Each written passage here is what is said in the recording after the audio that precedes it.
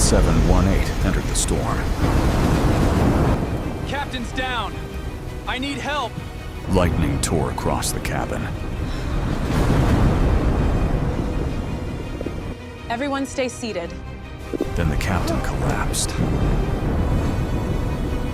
Captain, stay with me! All 186 lives held still. Can anyone here fly this aircraft? From seat 34B, Maya stood.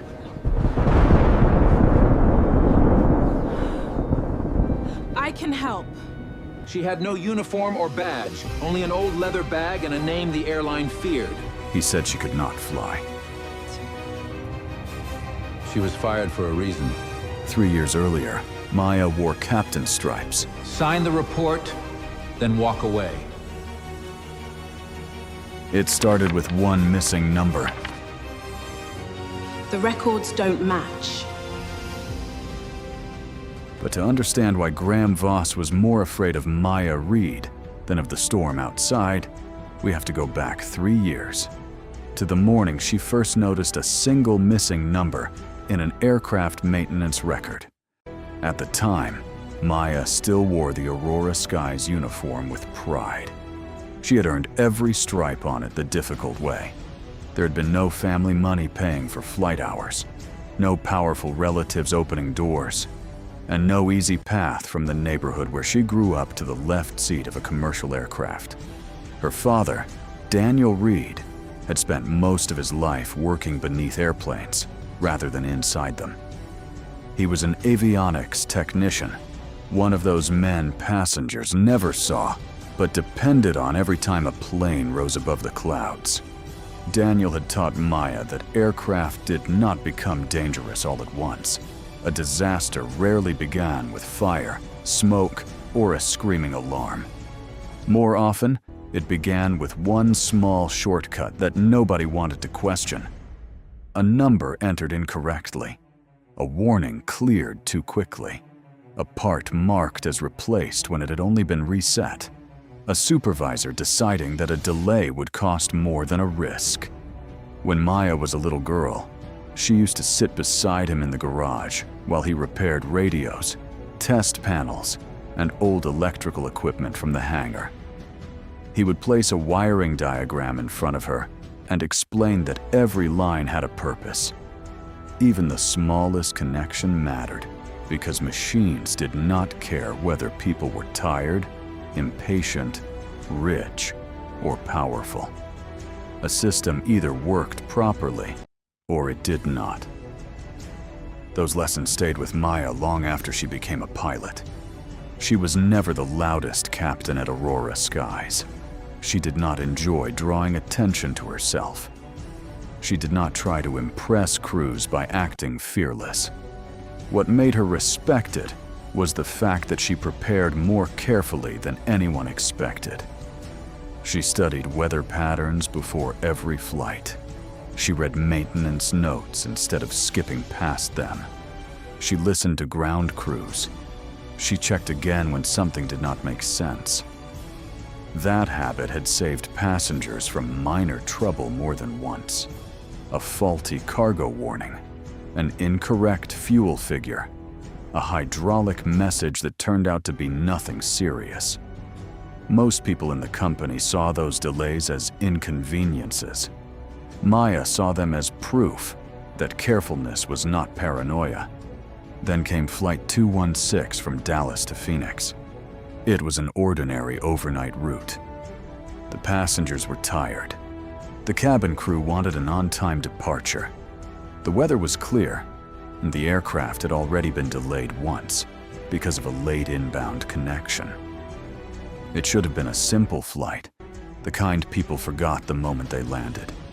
But while reviewing the maintenance log, Maya noticed that an electrical distribution unit had been marked as replaced during the previous week. The entry looked complete at first glance. The date was there. The technician's name was there. The maintenance release was signed. Only one thing was missing: the serial number of the replacement unit. For most people, it would have meant nothing. A missing number in a long page of technical records could easily be a clerical mistake. But Maya knew that components like that were tracked for a reason. A part's serial number told the company where it came from, how old it was, what service history it carried, and whether it had been connected to previous incidents. She asked the ground maintenance team to verify the record. The technician checked the paperwork, then checked again. He looked uncomfortable. He told Maya the part had been inspected and the aircraft was safe to fly. Maya did not accuse him of lying. She did not raise her voice. She simply asked to see the replacement documentation. It was not available. She asked for the maintenance supervisor. The supervisor arrived irritated, already aware that passengers were waiting at the gate. He explained that the component had been dealt with, that the issue was minor, and that the aircraft had completed several flights since then without any problems. Maya understood the pressure. Every minute on the ground cost the airline money. Every delay created complaints. Every cancellation turned into a report that climbed upward through management. But an aircraft was not safer because it had been lucky. She refused to sign the release until the records were verified. The flight was delayed. Passengers complained. Gate agents apologized. The company's operations center called repeatedly. By the time the documents finally arrived, the problem had been explained away as a simple database error. The part had supposedly been replaced correctly, and the missing number had supposedly been omitted during a system transfer. Maya allowed the flight to continue only after the aircraft passed a more detailed inspection. It landed safely in Phoenix. But Maya could not forget the feeling she had when she looked at that incomplete record. Over the next several months, she started noticing similar inconsistencies across Aurora Skies' older fleet. A repeated electrical warning that disappeared after a reset. A maintenance sign-off completed at a time when the technician had been assigned to another airport. Components marked as replaced without a matching inventory transfer. Aircraft that seemed to suffer the same minor problems again and again, but never long enough to trigger a formal grounding. At first, Maya believed the airline had a paperwork problem. Then she began to suspect that it had a safety problem. The more she looked, the more patterns appeared. The aircraft involved were not random. Many belonged to the same group of older planes that had been modified during a cost-cutting program. Several had used components supplied by a contractor called Horizon Avionics Solutions. The company had been praised publicly for helping Aurora Skies reduce maintenance expenses and improve turnaround time. But Daniel Reed had once warned Maya about companies that made their profits by promising that expensive problems could disappear cheaply. He had told her that the cheapest part was often the most expensive one in the long run. Maya compiled everything she found into a formal safety report. She was careful. She did not write with anger. She did not make accusations she could not prove. She listed the aircraft numbers, the dates, the recurring warnings, the incomplete records, and the supplier details. Then she requested an independent audit. For 2 weeks, no one responded. At first, she assumed the report had been lost in the system. Then she received an invitation to a private meeting with Aurora Skies management. That was where she met Graham Voss for the first time. Back then, Voss was not yet the chief executive officer. He was the airline's chief operations strategist, a title that sounded technical enough to be trusted and vague enough to hide the power behind it. He was known for saving money without appearing cruel. He had a talent for making difficult decisions sound reasonable. Investors liked him because profits rose wherever he went. Executives liked him because he never created public scandals. Employees feared him because people who crossed him often found themselves quietly removed from the path ahead. Maya entered the meeting room believing someone had finally taken her concerns seriously. Voss greeted her warmly. He praised her flight record. He spoke about her discipline, her professionalism, and the fact that Aurora Skies needed pilots who cared deeply about safety. Then the tone shifted. He suggested that Maya had become too emotionally invested in technical details outside her direct area of responsibility. He explained that maintenance teams had already reviewed the issue. He reminded her that pilots and engineers needed to trust one another. He implied that her persistence was creating tension inside the company. Nothing he said sounded openly threatening. That was what made it dangerous. By the end of the meeting, Maya realized that Voss was not trying to understand her report. He was trying to make her doubt it. He wanted her to believe that asking questions had made her difficult. He wanted her to believe that being careful had made her disruptive. He wanted her to feel ashamed for caring more about the truth than the company's image. Maya left the meeting unsettled, but she did not withdraw the report. Instead, she filed a second one.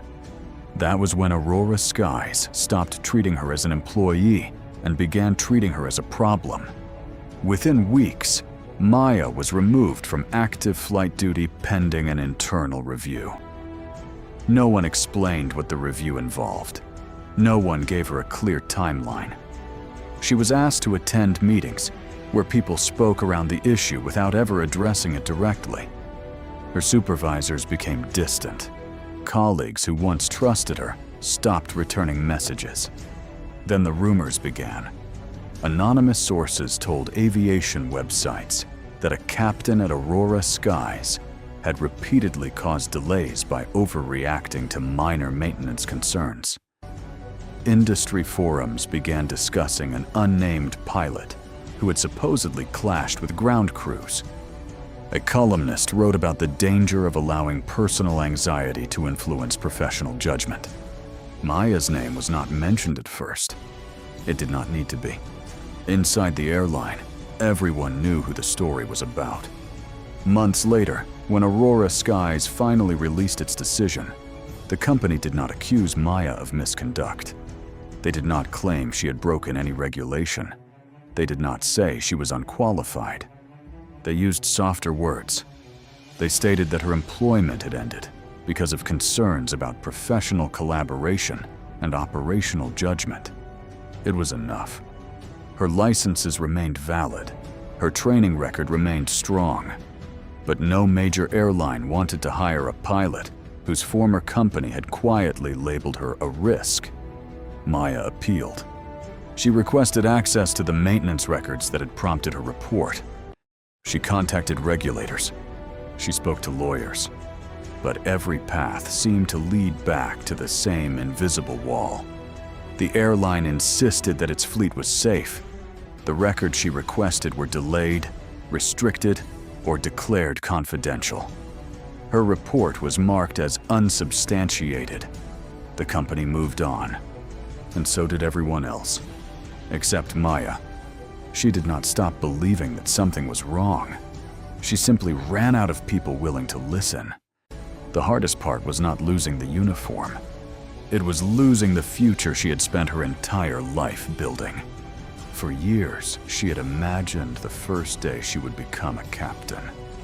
She had imagined the weight of the jacket on her shoulders, the sound of her name spoken over the cabin speakers, and the quiet pride on her father's face when he saw her standing beside an aircraft. Daniel Reed had lived long enough to see her earn that title, but he did not live long enough to see what Aurora Skies did to her. He had died a year before Maya filed the report, leaving behind a small metal case filled with old notes, component numbers, supplier records, and handwritten observations from his own years in aviation. At the time, Maya had thought of it only as a piece of him she could not bear to throw away. She carried that case everywhere, not because she believed it contained the answer to anything, but because it reminded her that someone had once taught her not to look away when the truth became inconvenient. After Aurora Skies pushed her out, Maya took whatever work she could find. She taught emergency procedures at a simulator center outside the city. She trained student pilots who dreamed of flying for airlines one day. She showed them how to handle engine failures, severe weather, rapid descents, and instrument malfunctions. At night, after the students went home, Maya sometimes stayed behind. She would sit alone in the simulator, surrounded by artificial screens and plastic controls, looking at a runway that was not real and listening to a wind that did not exist. She still knew every procedure. She still remembered every call-out. She still dreamed about flying. But she no longer believed the industry would ever allow her back into a real cockpit. That was why she had booked the cheapest seat she could find on Aurora Sky's Flight 718. She was traveling to an interview for a small training position in another state. The job did not offer prestige. It did not offer a captain's salary. It did not even guarantee that she would ever fly a real aircraft again. But it offered something she had almost stopped expecting: a reason to stay close to the sky. She had boarded the flight quietly, kept her head down, and chosen seat 34B near the back. She had no idea Graham Voss would be sitting in first class. She had no idea Captain Luis Herrera would collapse. She had no idea that the aircraft would enter a storm, carrying the exact kind of danger she had tried to expose. But when the cabin lights flickered and the first warning chime sounded, Maya felt something old awaken inside her. Not panic. Recognition. The sound was wrong. The pattern was wrong. And when Nora Bell asked if anyone on board knew how to fly, Maya had understood that remaining silent would be the same as helping the lie survive. So she stood. Now, as Nora guided her toward the cockpit, Maya could feel the eyes of the passengers following her. Some looked hopeful. Some looked afraid. A few looked at her with the same suspicion Graham Voss had planted in the cabin only moments earlier. But Maya did not look back. She had spent 3 years trying to prove that she belonged in the sky. This time, she did not need anyone's permission. The cockpit door opened. The air inside was cold and sharp. Rain hammered against the windshield. Captain Herrera lay unconscious in the left seat, while 2 passengers with medical training worked beside him. Evan Cole, the first officer, was gripping the controls with both hands, trying to manage the aircraft, the weather, the warning systems, and his own fear all at once. Maya stepped forward. Then she looked at the maintenance display. For 1 second, everything inside her went still. The aircraft registration number glowing on the screen was one she knew. It belonged to one of the exact planes listed in the report Aurora Skies had buried 3 years earlier. And suddenly, Maya understood that the storm was not the only thing trying to bring Flight 718 down. The moment the cockpit door closed behind Maya Reed, the storm stopped being something she could watch from a passenger window. It became a living force that pressed against every surface around her. Rain struck the windshield in violent sheets. Lightning turned the cockpit white for half a second at a time. Warning tones rose and disappeared beneath the growl of the engines, while the aircraft shuddered through air that no longer felt stable. Captain Luis Herrera sat motionless in the left seat, his eyes closed, his body held in place by the harness. He had collapsed only minutes earlier, leaving Evan Cole, the young first officer, alone with a medical emergency, severe weather, and a panel of instruments that seemed to be losing faith in themselves one screen at a time. Evan did not look like the kind of pilot who had ever imagined failure. He was trained, polished, and careful. He had spent years learning procedures, memorizing limitations, and proving that he belonged in the right seat of a commercial jet. But training had a way of becoming something very different. When the cockpit was dark, The captain was unconscious, and 186 lives were sitting behind a locked door. Maya understood that fear. She had known it long before Aurora Skies had taken her uniform, her cockpit, and the career she had once believed would define her life. Fear was not always loud. Sometimes it sat quietly in the room, hiding behind a steady voice and a professional posture, waiting for one small failure to become another. She did not begin by trying to take control of everything. That would have been useless. Evan was still flying the aircraft. The engines were still running. The airplane still had a path through the storm, even if that path was narrowing by the second. What Evan needed was not someone to make him feel smaller. He needed someone who could separate the emergency into pieces small enough to survive. Maya told him to stay with the essentials: airspeed, altitude, direction. Nothing else mattered until those things were secure. The rest of the cockpit could flash, chime, and threaten all it wanted. Panic would come from trying to solve every problem at once. Survival would come from handling the next problem first. For a few seconds, Evan's breathing slowed. His hands remained tight around the controls, but they stopped moving with the helpless urgency of someone searching for a miracle. Maya watched him settle into the rhythm of the work. He was still frightened. He was still young, but he was listening. Outside the cockpit, Nora Bell moved through the cabin with the kind of calm that could only come from someone who understood how much people needed to borrow courage from another person. She did not promise the passengers that everything would be fine. Promises were dangerous at 37,000 feet. Instead, she gave them instructions, routines, and the steady presence of someone who refused to let fear become contagious. Most of the passengers did not know exactly what had happened. They only knew that the captain had stopped speaking. The lights had flickered, and the storm outside looked less like weather and more like a wall. Some held hands with strangers. Some stared at the ceiling as if the aircraft might answer their questions. Some prayed in silence. And in first class, Graham Voss sat surrounded by comfort that suddenly meant nothing. Voss had spent his life believing that every crisis could be controlled by the right person in the right room. He knew how to make nervous investors feel confident. He knew how to turn bad press into reassuring language. He knew how to bury a problem beneath legal statements and polished smiles. But the cockpit of Flight 718 was not a boardroom. It did not care who owned the company, who had influence, or who could afford the best attorneys. The storm did not recognize titles, and for the first time in years, Graham Voss was trapped in a place where the woman he had tried to erase was more valuable than he was. Maya studied the flickering displays, while Evan followed the emergency procedures.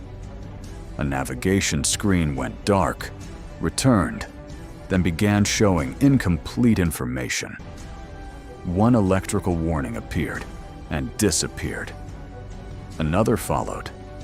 The failures were not dramatic enough to look like a total collapse, but they were too strange to ignore.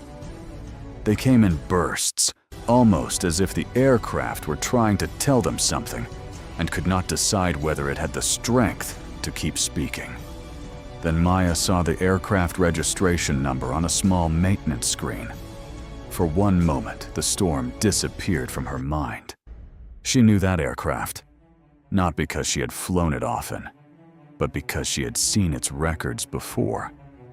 3 years earlier, when she had still worn Aurora Skies captain's stripes, she had found a missing number in a maintenance report tied to an electrical replacement. At the time, it had looked like a small inconsistency, a missing serial number, a skipped verification line, a document that seemed to have been cleaned too carefully. But Maya had learned from her father that the smallest missing detail could carry the largest warning. Daniel Reed had worked around aircraft systems for most of his life. He was not famous. He did not have a high-ranking office or a seat in executive meetings. He was simply the kind of technician who noticed what other people ignored. He noticed when parts were listed as new, but carried the wear of older units. He noticed when records were signed too quickly. He noticed when aircraft behaved differently after rain, after heavy electrical demand, or after long hours in difficult weather. He had never believed that danger announced itself loudly. Most danger, he used to say, began as something people found convenient to overlook. Maya had carried that lesson with her into every cockpit she had ever entered. And now, as she watched the displays flicker on Flight 718, she understood something that made her chest tighten. The storm had not created the problem. The storm had forced it into the open. She asked Nora to bring the worn leather bag from her seat in row 34B. Nora did not ask why. She had seen enough in Maya's face to understand that this was not a request made out of fear. It was a request made because Maya had found a thread, and she intended to follow it. While Nora made her way through the cabin, Evan reported the aircraft status to air traffic control. He declared the medical emergency. He reported the electrical failures. He requested priority handling. His voice was still strained, but it had changed. It no longer sounded like someone waiting to be rescued. It sounded like someone beginning to believe he might be able to help rescue others. Then Aurora Sky's operations called the cockpit. At first, the voice on the radio sounded controlled and professional. The operations representative asked about the captain's condition, the instrument failures, and the aircraft's ability to continue. But then came a question that did not belong in an emergency call. They asked whether Maya Reed was in the cockpit. For a moment, the storm seemed quieter. Evan looked toward Maya. Nora, who had returned with the leather bag, stood near the cockpit door and understood immediately that the company had not learned Maya's name by accident. Graham Voss had already made his calls. He had already started trying to shape the story before the aircraft had even touched the ground. Maya had once been afraid of what her name could do to her. She had watched it become a warning whispered in airline offices. She had watched former colleagues avoid her because defending her might make them inconvenient too. She had watched her career become a rumor that other people used to protect themselves. But the storm had stripped away every reason to be afraid. She told operations the truth. She was a former Aurora Skies captain with experience on that aircraft type. She was assisting the first officer during an active medical emergency. The aircraft needed priority. The crew needed a safe runway. Nothing else mattered. The operations representative suggested a diversion to a larger company-controlled airport farther away, where Aurora Skies could send its own staff and manage the emergency privately. It sounded reasonable to anyone who did not understand what the aircraft was telling them. But Maya understood. A farther airport meant more time inside the storm. More time meant more moisture, more electrical demand, more chances for the unstable system to fail again. And a company-controlled airport would give Graham Voss more time to gather people, shape records, and decide which version of the truth the world would hear first. Maya did not argue emotionally. She did not mention Voss. She did not make accusations over an open radio frequency. She simply explained the facts to Evan, and Evan made the decision that mattered. Graybridge Field was closer. Graybridge Field had a runway long enough for the aircraft if the approach remained stable. Graybridge Field had emergency crews ready, and Graybridge Field was the safest option they had. The controller confirmed the diversion. That was the moment Graham Voss began to lose control. Behind the cockpit door, he could still make phone calls. He could still speak to company lawyers and senior executives. He could still try to convince himself that the situation could be contained. But every minute, Flight 718 moved toward Graybridge Field. The possibility of containment became smaller. If the aircraft landed safely, investigators would examine it. If investigators examined it, they would find the electrical components. If they found the components, they would find the maintenance records. And if they found the records, they might discover why Maya Reed had been forced out 3 years earlier. Nora returned to the cabin after bringing Maya's bag forward. She moved from row to row with a steadiness that kept the passengers from seeing how serious the situation had become. A young mother held her daughter close. An elderly man kept his eyes shut and whispered words only he could hear. A boy with a small toy airplane no longer asked his mother whether they would be all right. He simply gripped the toy in both hands and stared at the darkness beyond the window. Near the front of the cabin, one passenger stood despite the seatbelt sign and demanded answers. He wanted to know why the captain was not speaking. He wanted to know why a woman with a controversial past had been allowed into the cockpit.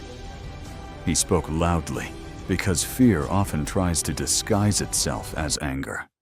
Nora did not give him the story he wanted. She told him that the crew was handling an emergency and that everyone on board needed to remain seated.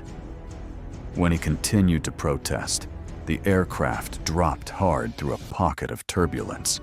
His balance disappeared before his argument did. He grabbed the top of a seat and realized in one sudden and humiliating instant that there were no important passengers on that airplane. There were only people who needed the crew to bring them home. He sat down. In the cockpit, Maya opened the old metal case from her bag. Inside were the notes her father had kept for years. Some were stained from workshops and rain. Some were folded at the corners. Some carried diagrams that only someone trained to recognize patterns would understand. Daniel Reed had never expected those pages to become evidence. He had written them because he believed that knowledge had a duty. If something dangerous was happening, someone had to leave a record of it. Maya found the page she was looking for.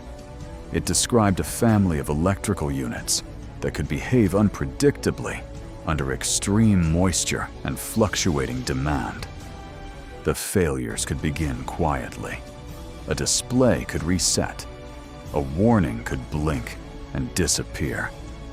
A circuit could recover just long enough for someone to decide there was no real problem. But under pressure, the instability could spread. Maya looked from the notebook to the failing display. The patterns matched. It was not proof of every detail. Not yet. But it was enough to understand the immediate danger. The aircraft still had reliable primary data. The engines were stable. The flight controls were responding. But the electronic systems could no longer be trusted completely. And the longer they stayed inside the storm, the more dangerous that uncertainty became. She explained what she believed to Evan without overwhelming him. The goal was not to solve 3 years of corruption in the middle of a storm. The goal was to land the airplane before the next failure took away something they could not afford to lose. Evan listened. Then he did something Maya would remember long after the flight was over. He stopped trying to prove that he was in control. Instead, he accepted help. That was the difference between arrogance and courage. Arrogance demanded that a person face danger alone, so no one could see them afraid. Courage understood that survival sometimes required trusting the person beside you. The descent toward Graybridge Field began.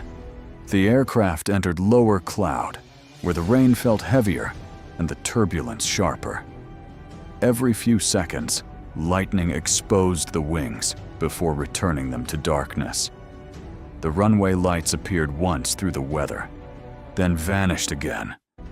The cockpit was no longer full of alarms, but the silence between the warnings felt worse. Air traffic control reported worsening wind conditions. Rainwater had begun pooling along parts of the runway. Several aircraft had already diverted.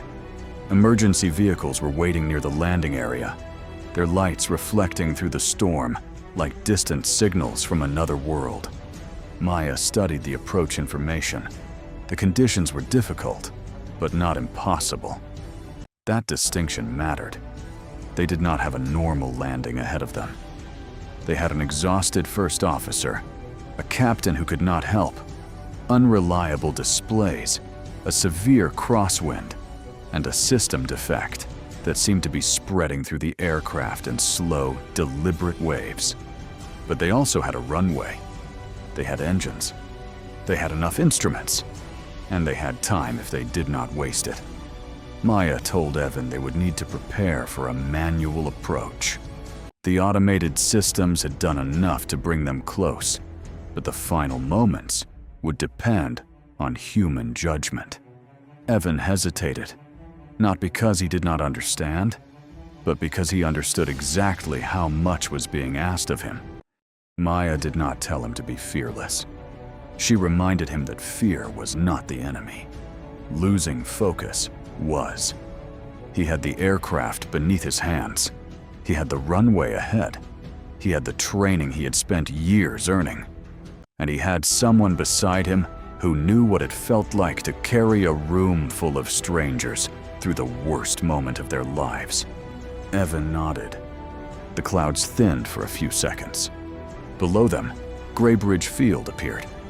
The runway lights glowed through the rain, narrow and distant, surrounded by darkness.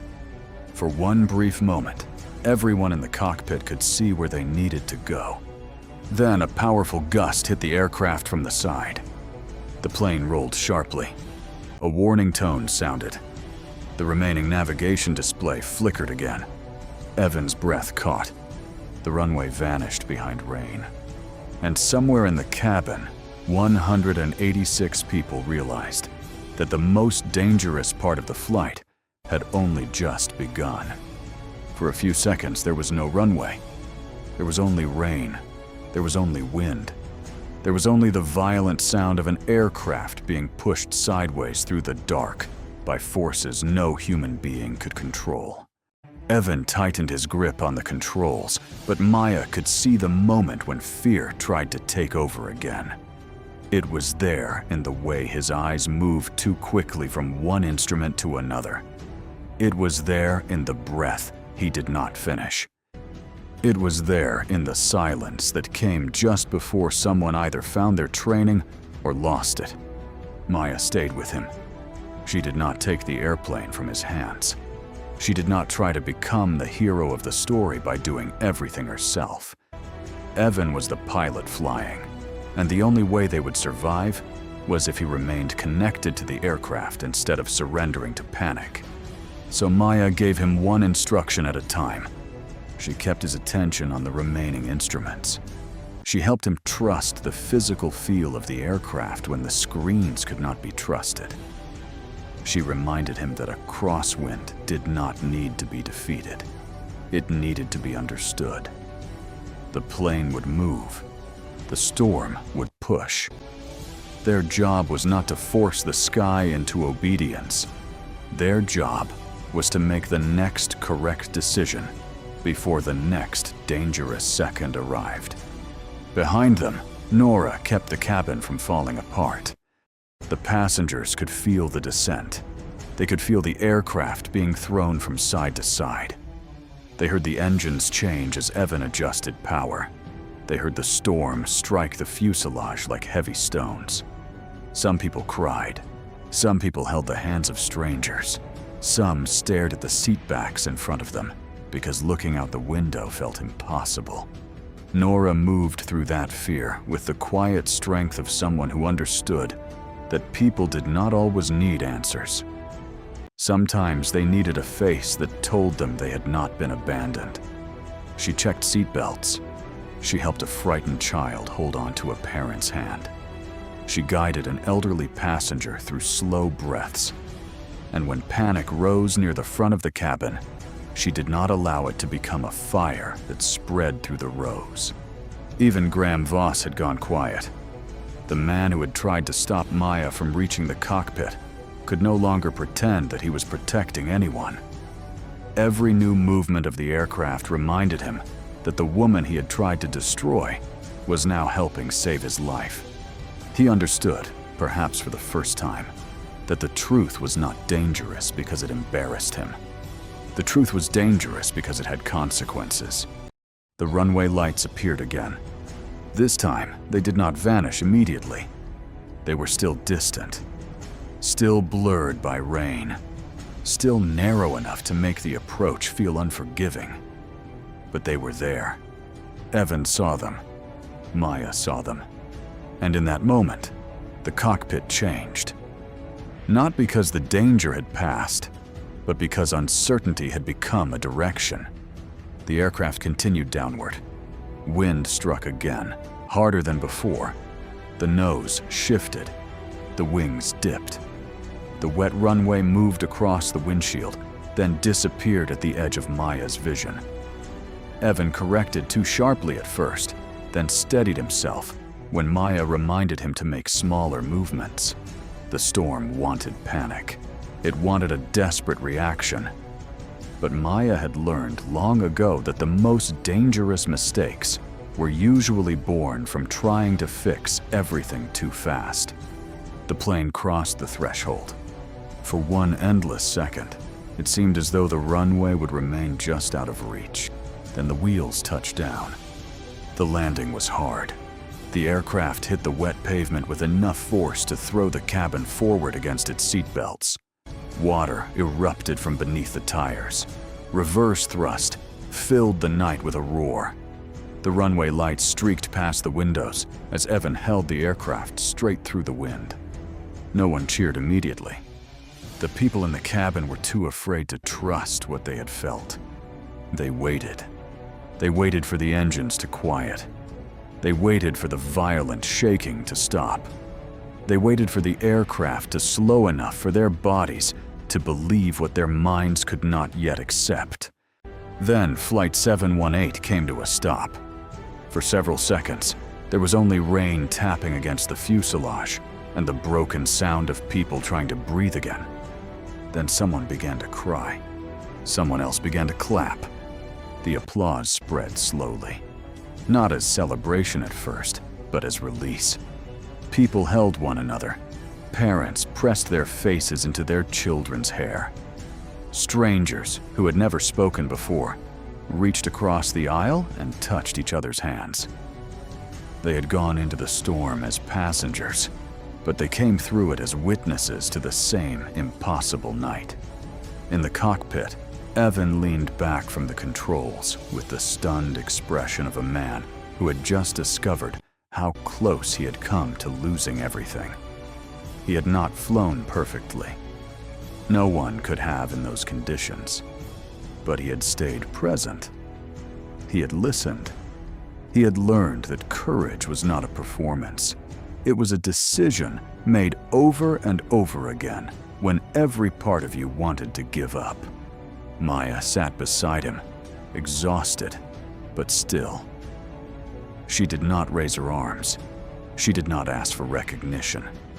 She looked through the rain-streaked windshield toward the emergency lights waiting on the runway. And for the first time in 3 years, she allowed herself to feel something she had tried not to need. She felt seen, not by executives, not by reporters, not by the company that had taken everything from her. She felt seen by the truth itself. Captain Luis Herrera was taken from the cockpit after the aircraft had stopped and received urgent medical care. He survived. The medical crisis had been serious, but it was not the end of his story. Later, after he learned what had happened, he would understand that the people he had trusted behind him had carried his passengers through the one moment when he could not. But the night was not over.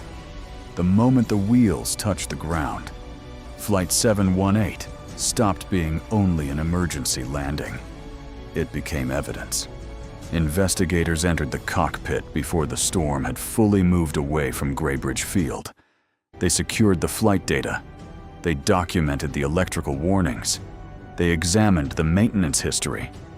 They took custody of the component information. And when Maya placed her father's metal case on the table in the airport interview room, the old notes that had once seemed like the private worry of an ignored technician became part of a much larger question. Why had the aircraft failed the way it had? Why did its maintenance records contain gaps? Why had Maya Reed been removed from Aurora skies after raising similar concerns 3 years earlier? And why had Graham Voss seemed so terrified the moment he learned she was in the cockpit? Voss tried to regain control the way he always had. He made calls. He asked for lawyers. He attempted to frame the situation as an unfortunate combination of weather, a medical emergency, and an employee with a personal grievance against the airline. He wanted investigators to see Maya as a former captain who had returned to the cockpit carrying old resentment. But that story collapsed as soon as the evidence began to speak. The flight data recorder showed the sequence of electrical failures. The maintenance records revealed repeated component changes that did not match the parts supposedly installed. The missing number Maya had noticed years earlier turned out not to be a harmless clerical error. It had broken the chain of identification for a series of units that should never have returned to active aircraft service. Components had been listed as new when they had been rebuilt, relabeled, and moved through a supplier called Horizon Avionics Solutions. At first, Horizon appeared to be only another vendor in a complicated aviation supply chain. Then investigators followed the money. They found payments routed through companies that existed mostly on paper. They found contracts approved through layers of signatures designed to make responsibility difficult to trace.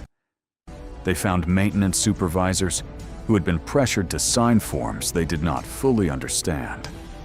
They found workers who had been told that raising questions would cost them their jobs. And eventually, they found the financial links that connected Horizon Avionics Solutions to a network of shell companies controlled by people loyal to Graham Voss. The same man who had called Maya unstable had profited from the weakness she had tried to expose. The same man who had treated safety reports as obstacles had built a system that rewarded silence. The same man who had tried to stop Maya from reaching the cockpit had known exactly why she could not be allowed to speak.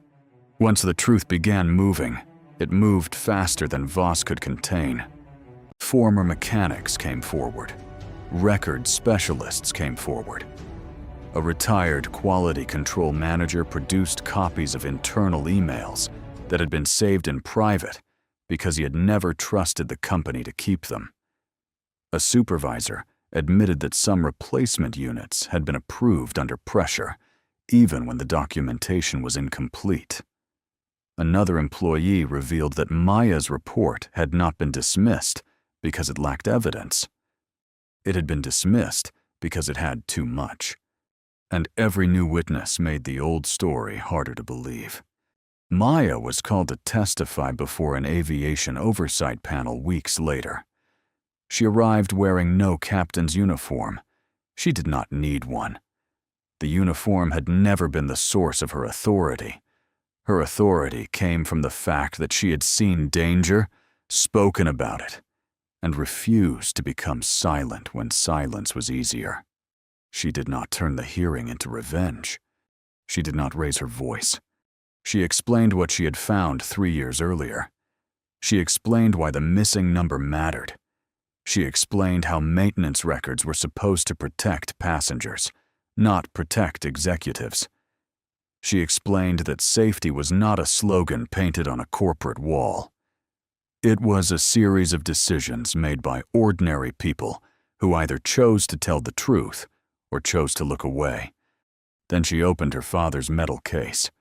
Inside were the notes Daniel Reed had written, before anyone believed they would matter. He had spent his life trying to make aircraft safer. He had never asked for a title. He had never asked to be remembered. He had only believed that someone had to leave a record when something did not feel right. For years, that record had been ignored. Now it sat before the people who had the power to act.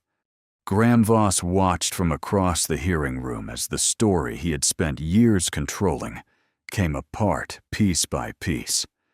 The reports he had buried returned as evidence. The maintenance signatures he had trusted became questions. The missing number he had believed no one would notice became the thread that pulled the entire deception apart. His downfall was not dramatic because he shouted or confessed in front of cameras. It was dramatic because he had built his power on the belief that no one would ever make him answer for what he had done. And now, one by one, people were asking. The board removed him from his position. Federal investigators opened criminal cases connected to fraud, falsified maintenance records, and the financial network behind Horizon Avionics Solutions. Months later, Graham Voss was taken into custody, while the same news cameras he had once tried to manage waited outside. There was a certain justice in the way it happened. Voss had spent years using paperwork to hide danger. In the end, paperwork exposed him. He had silenced people by making them feel small. In the end, the people he had ignored became the witnesses who brought him down. He had treated Maya Reed's name like a problem to be erased. In the end, her name became impossible to separate from the truth. Aurora Skies offered Maya an apology. It came with compensation, public statements, and an invitation to return. They offered her a senior position. They offered to restore the career they had helped destroy. They spoke about rebuilding trust and creating a safer culture. For many people, that offer would have seemed like victory. But Maya understood something they did not. Some doors were not meant to be reopened. She accepted the apology because acknowledgement mattered. She accepted the compensation because justice did not require her to pretend that harm had never been done. But she did not return to Aurora Skies. Instead, Maya used part of what she received to build something that did not depend on anyone powerful deciding who deserved to be heard. She created the Daniel Reed Aviation Fellowship. It began in a modest simulator training center near a small airport, where young people from neighborhoods that had never seen aviation as an option could learn about aircraft systems, emergency procedures, maintenance ethics, and the responsibility that came with stepping into a cockpit. Maya did not teach them that pilots were heroes. She taught them that pilots were human. She taught them that fear was normal, but silence could be dangerous. She taught them that a checklist was not just a list of tasks. It was a promise to everyone who trusted you with their life. She taught them that when something felt wrong, they had the right to ask questions. And perhaps most importantly, she taught them that no title, no paycheck, and no powerful person was worth more than the truth. Evan Cole visited the center months after Flight 718. The storm had changed him too. He had returned to flying after additional training, but he no longer confused confidence with control.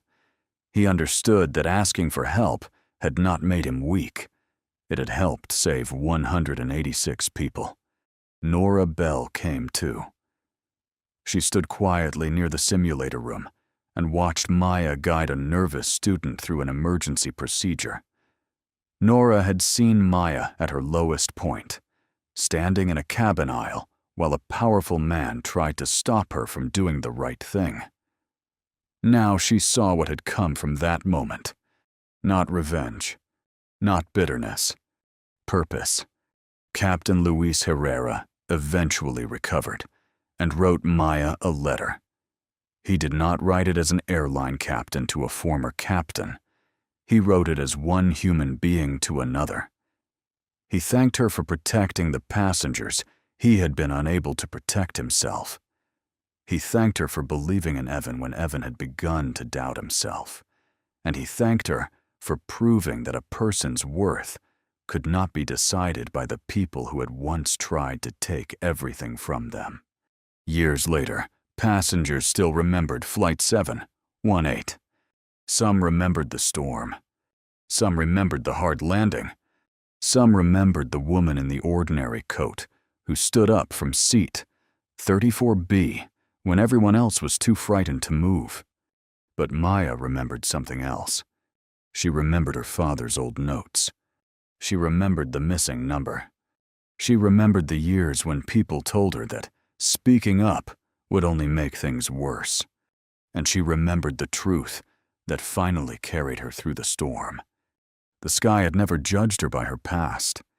It had never cared whether she wore a captain's uniform, whether an executive approved of her, or whether a company tried to erase her name. The sky only asked one thing. When people trusted her with their lives, would she respect the truth? Maya Reed did. And because she did, 186 people came home. Because she did, a man who believed he was untouchable finally had to answer for what he had done. And because she did, a new generation of future pilots, mechanics, and engineers learned that courage was not always loud. Sometimes courage was a missing number in a maintenance record. Sometimes it was an old notebook nobody wanted to read. Sometimes it was a woman standing up in seat 34B, even when the most powerful man on the plane wanted her to sit back down. The truth may take time. It may be ignored. It may be buried beneath fear, money, and silence. But when the storm comes, the truth is often the only thing strong enough to guide people home. If this story reminds you that doing the right thing matters, even when no one stands beside you, hold on to that lesson. Because the world does not become safer when brave people stay quiet. It becomes safer when they speak. At Halston's charity gala, 15-year-old Noah Bennett was accused of stealing the library's most valuable book. They dragged him forward. Everyone watched in silence. You were trusted here. Conrad wanted a confession. What did you think would happen? Noah refused to lie. I did not steal it. The room believed Conrad. Then explain why you were hiding it. But Noah had found it. I found it in a crate. Because the original was missing. The original never left this library. Then Evelyn stepped forward. Don't let them take that book. She knew the truth. The displayed book was fake. The book under glass is a forgery. Conrad finally looked afraid. Be careful what you accuse me of. He did not steal history. He found what you buried. To understand why, go back 6 weeks. 6 weeks earlier, the Halston Heritage Library had not yet become the center of a scandal. It was still only an old public building on the east side of the city, standing between a bus station and a row of stores that changed owners every few years. Its limestone walls were stained by decades of rain. Its copper roof had darkened almost black. In winter, the pipes groaned beneath the floorboards, and in summer, the upper reading room carried the warm scent of dust, cedar shelves, old paper, and leather bindings that had survived longer than most of the people who once touched them. To wealthy people driving past in black cars, the library looked tired. It occupied valuable land near the river, close to luxury apartments, boutique hotels, and polished glass towers that had begun changing Halston beyond recognition. To developers, it was a property with potential. To city officials, it was a budget problem. To men like Conrad Vale, it was an opportunity waiting to be renamed. But to the people who used it every day, the library was something else entirely. Children came after school because it was quiet, safe, and warm. Older men came because they had nowhere else to sit after retirement. Mothers came to use the computers for job applications. Teenagers came to study, read, hide from arguments at home, or simply spend a few hours in a place where no one expected them to explain why life had become difficult. The library did not ask for proof of income. It did not care where a person slept. It did not demand that anyone explain their past before opening its doors. That was why Evelyn Hart had stayed there for so long.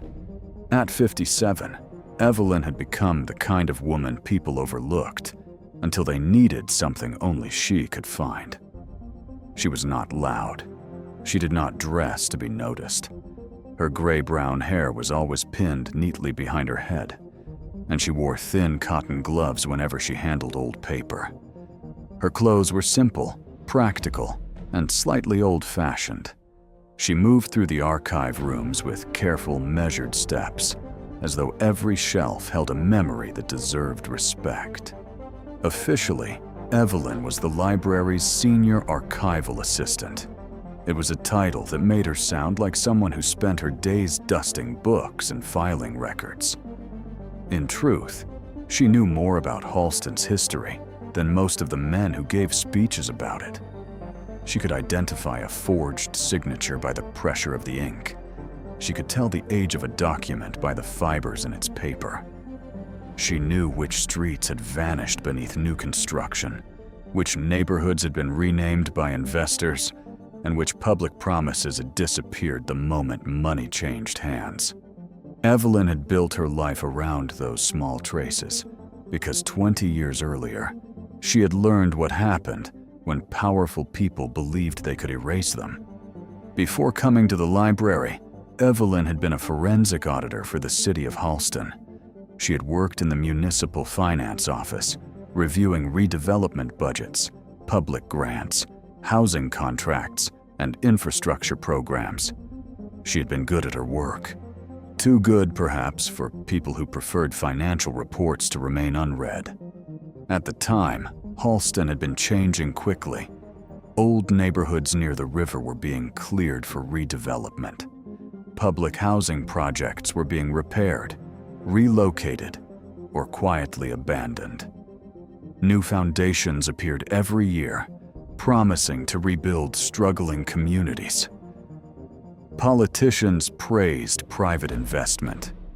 Newspapers printed photographs of smiling developers standing beside ribbon cuttings and construction sites.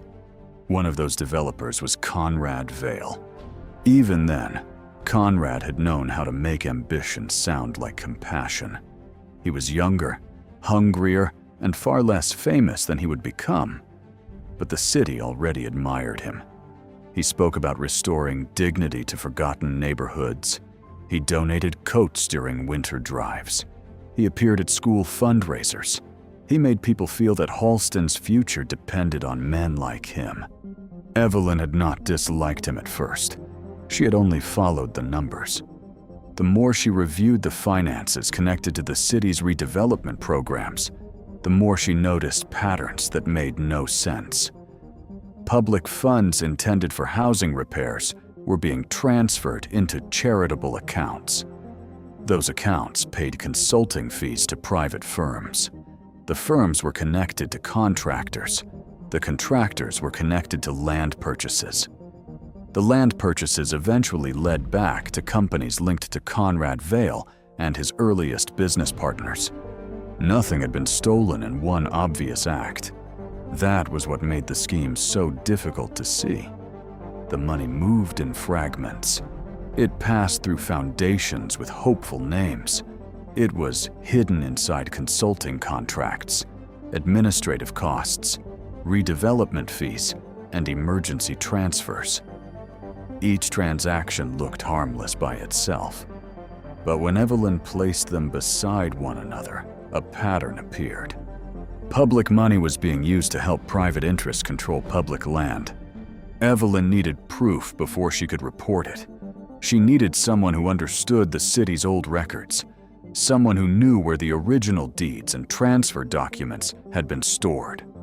That person was Arthur Bennett. Arthur had been a municipal records clerk, quiet, patient, and almost invisible to the people who worked above him. He had no powerful friends. He had no political ambition. He was the kind of man who remembered the exact shelf where a file had been placed 15 years earlier, even after 3 office moves and 2 changes in the archive system. Arthur had recognized the same irregularities Evelyn had found.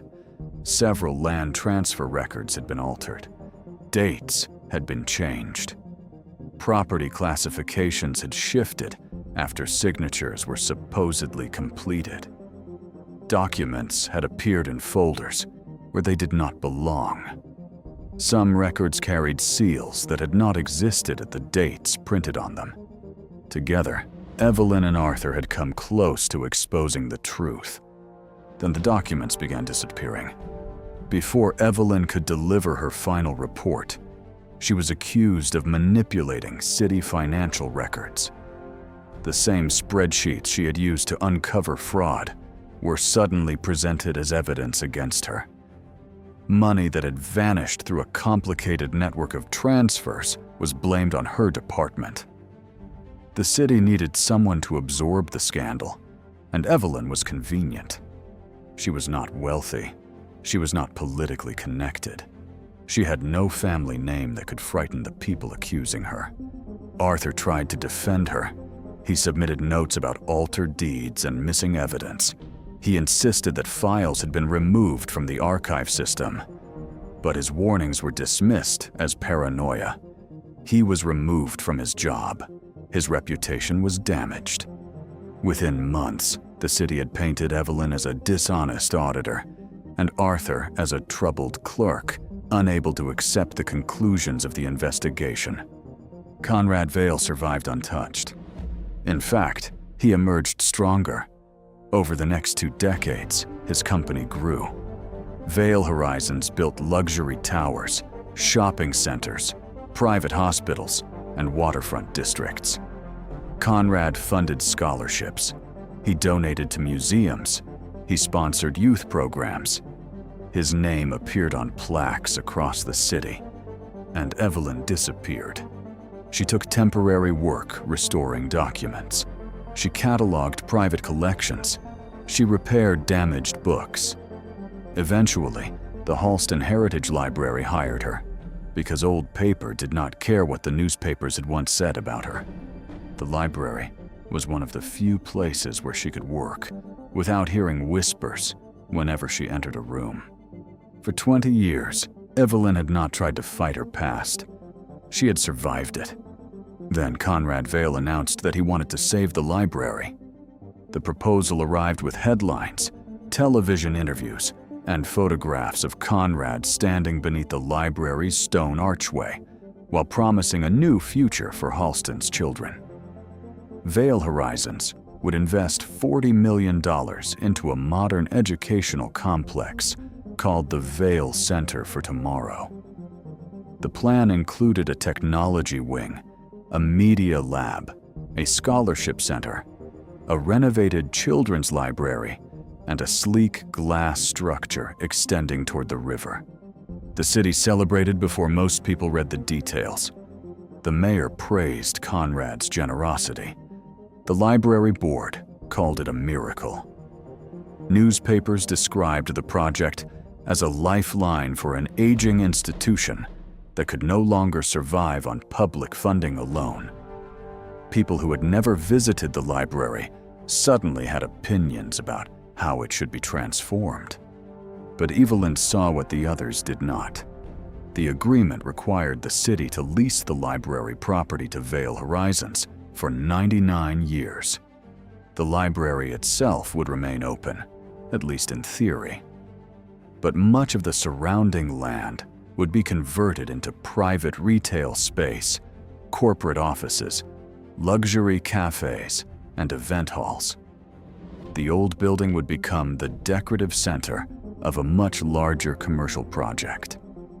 It would survive as an image, not as a promise. Evelyn understood the danger immediately. A public library did not belong to the city officials who happened to manage it. It belonged to the people who needed it. And once the land was given to a private company for nearly a century, there would be no easy way to take it back. She began studying the legal documents late at night. Most of the agreement had been carefully written by expensive lawyers.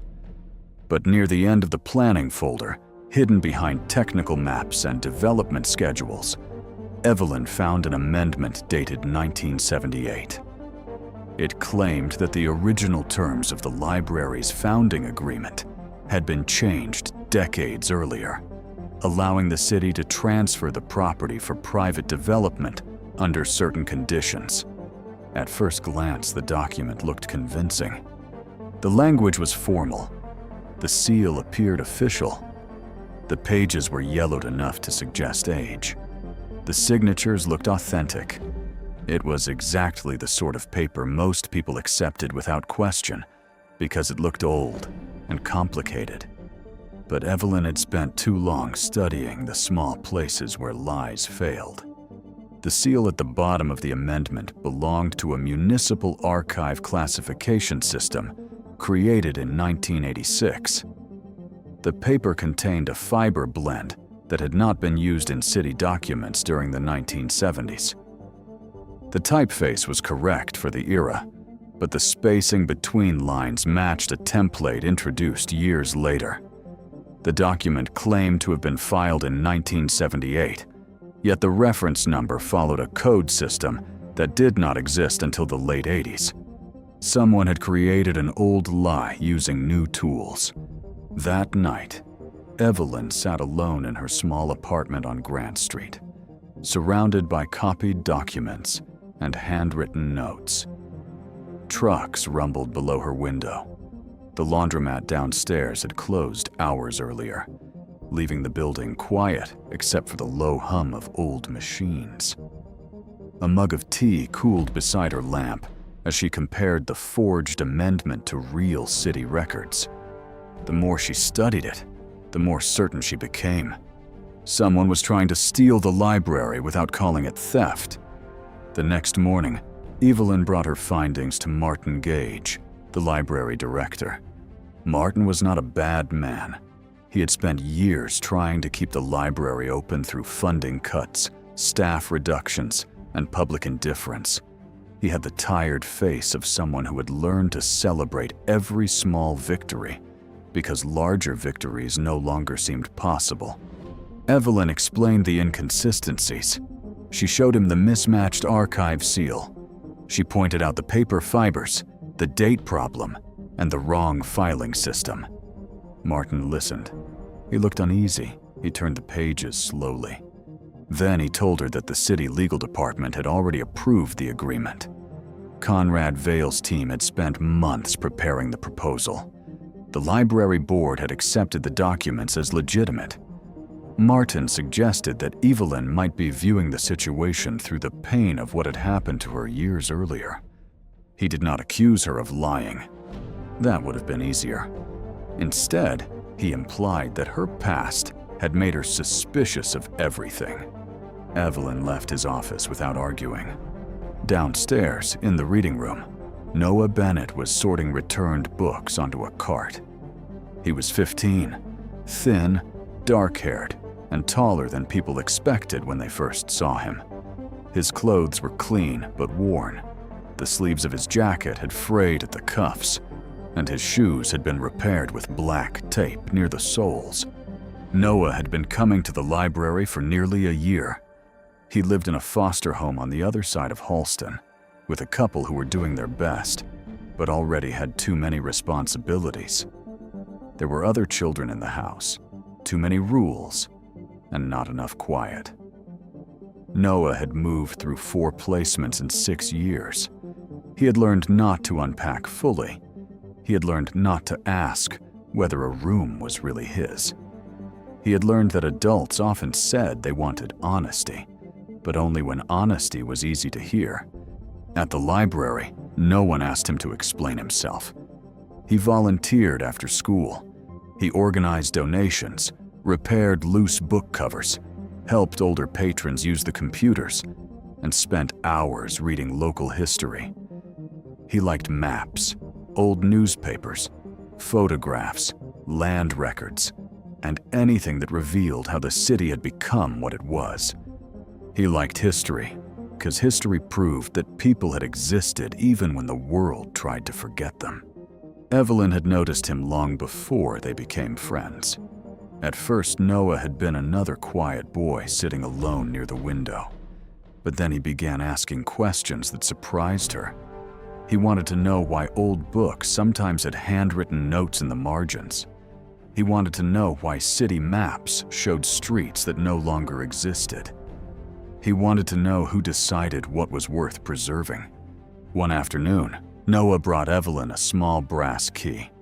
It was heavy for its size, with a worn oval head and a symbol engraved near the shaft. The symbol looked like a lantern inside a circle. Noah explained that the key had belonged to his grandfather, Arthur Bennett. It was one of only 2 things Noah had left from him, along with an old photograph. When Evelyn looked at the photograph, the past reached out and took hold of her.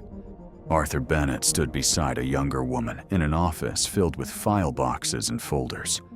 The woman wore a navy blouse and had dark hair pulled back from her face.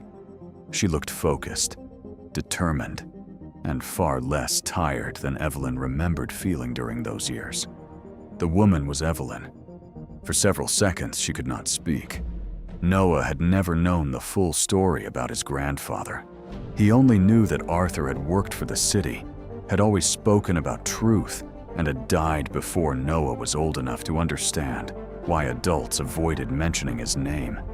Evelyn turned the brass key over in her gloved hand. The lantern symbol belonged to an old archival system. Before Halston digitized most sensitive records, certain files had been stored in locked cabinets beneath the library. The cabinet numbers were rarely listed in public records. Only longtime municipal employees knew they existed. That evening, after the public rooms closed, Evelyn took Noah down to the lower archive level. The basement corridor was narrow and cold.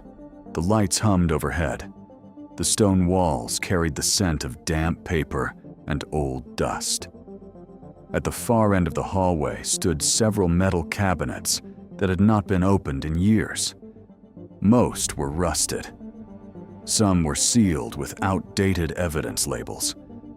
One cabinet bore the same lantern symbol as Noah's key, almost hidden beneath layers of paint. Noah placed the key in the lock. For a moment, nothing happened. Then the mechanism turned. Inside, they found a cardboard box tied with brittle twine, several reels of microfilm, a packet of photographs, and a sealed envelope with Arthur Bennett's name written across the front in faded blue ink. Evelyn knew she should have contacted the city archives office immediately. She knew the rules. She knew the procedure. But when she saw Arthur's handwriting, she could not treat the moment like routine paperwork. The envelope contained a letter Arthur had written shortly before his death. It did not include a dramatic confession. It did not name every person involved. Arthur had been too careful for that. Instead, he wrote about fear. He wrote that the evidence they had found had been scattered, altered, and hidden in places no one would think to search. He wrote that Conrad Vale had never feared truth as much as he feared connections. A single document could be dismissed. A witness could be discredited. But if the old records were placed beside one another, they would reveal what had been done. Arthur believed the truth was still alive. It had simply been buried beneath the things powerful people considered worthless. At the bottom of the letter, he had left a sequence of dates, symbols, and file references. Evelyn recognized the system immediately. They were cross-references to municipal filings, redevelopment ledgers, library trust records, and financial documents connected to a charitable foundation that no longer officially existed. The name on the foundation was Vale Community Futures. It was one of Conrad Vale's first philanthropic organizations. Over the following days, Evelyn and Noah worked quietly. Noah helped copy reference codes, organize old files, and compare public records with the materials Arthur had left behind. He did not complain about the boring work. He had Arthur's patience in him, though he did not yet understand how deeply his grandfather had shaped him. Together, they found proof that the library land had never belonged to the city in the ordinary way. The property had been donated in 1912 by Margaret Halston, whose family had funded the original building. Her founding trust included a condition that had slowly disappeared from public summaries over the decades. The land had been given for permanent community use. It could not be sold, leased, transferred, or converted into a private commercial project. If the city ever attempted to do so, ownership would automatically revert to an independent public trust established by Margaret Halston herself. The entire Vale Horizons project depended on that condition remaining hidden, and the condition was recorded inside the original Founders Register. The Founders Register was an enormous leather-bound ledger stored in the library's climate-controlled vault. It contained the names of the original trustees, the first donations, the land agreement, and Margaret Halston's handwritten founding conditions. 3 days after Evelyn and Noah discovered the clause, the library board announced that the Founders Register would be displayed as the centerpiece of the upcoming Halston Heritage Gala. The gala was being promoted as a celebration of the library's future. Conrad Vale would be honored as the man who had saved the building. Donors, politicians, reporters, and business leaders would gather beneath the stained glass ceiling. The original register would be placed under glass as a symbol of the library's history and its bright new beginning. Evelyn read the announcement twice. Then she went to the vault. The Founders Register was still on its shelf. At first, she almost felt relieved. The leather cover was the right color. The gold lettering appeared worn. The binding carried the same floral pattern. Everything looked exactly as it should. But Evelyn had handled the original register twice before in her career, and she remembered one small detail no copy could easily imitate. Near the lower corner of the true cover was a dark water stain left by the flood of 1947. The book in the vault had no stain. Evelyn stood perfectly still. Someone had already replaced the original. And somewhere inside Halston, Conrad Vale now had the one document that could destroy everything he was trying to build. Evelyn did not touch the false register again until she had taken photographs of every detail that proved it was a replacement. She photographed the smooth lower corner where the flood stain should have been. She photographed the stitching along the spine, too even and too clean for a book more than a century old.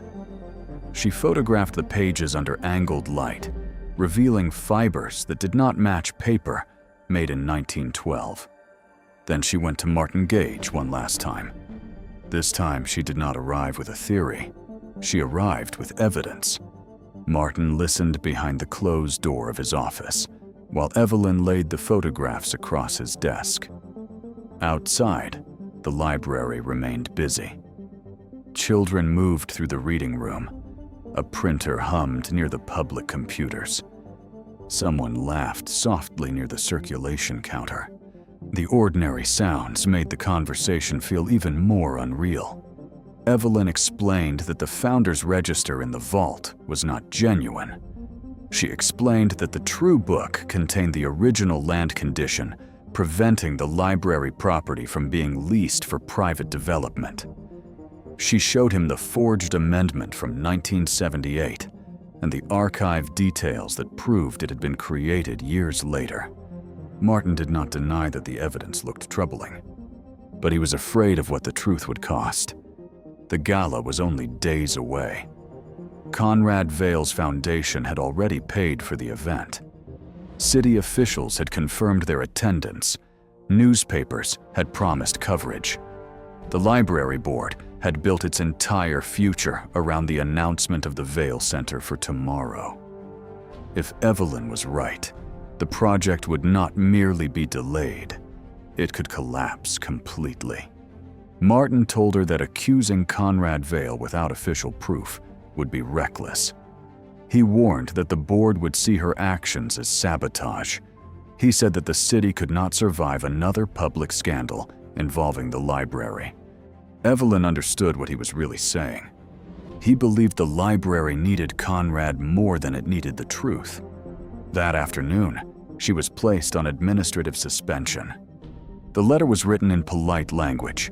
It claimed that she had accessed restricted material without authorization and caused unnecessary disruption during an important institutional transition. She was instructed not to enter the archive rooms until further notice.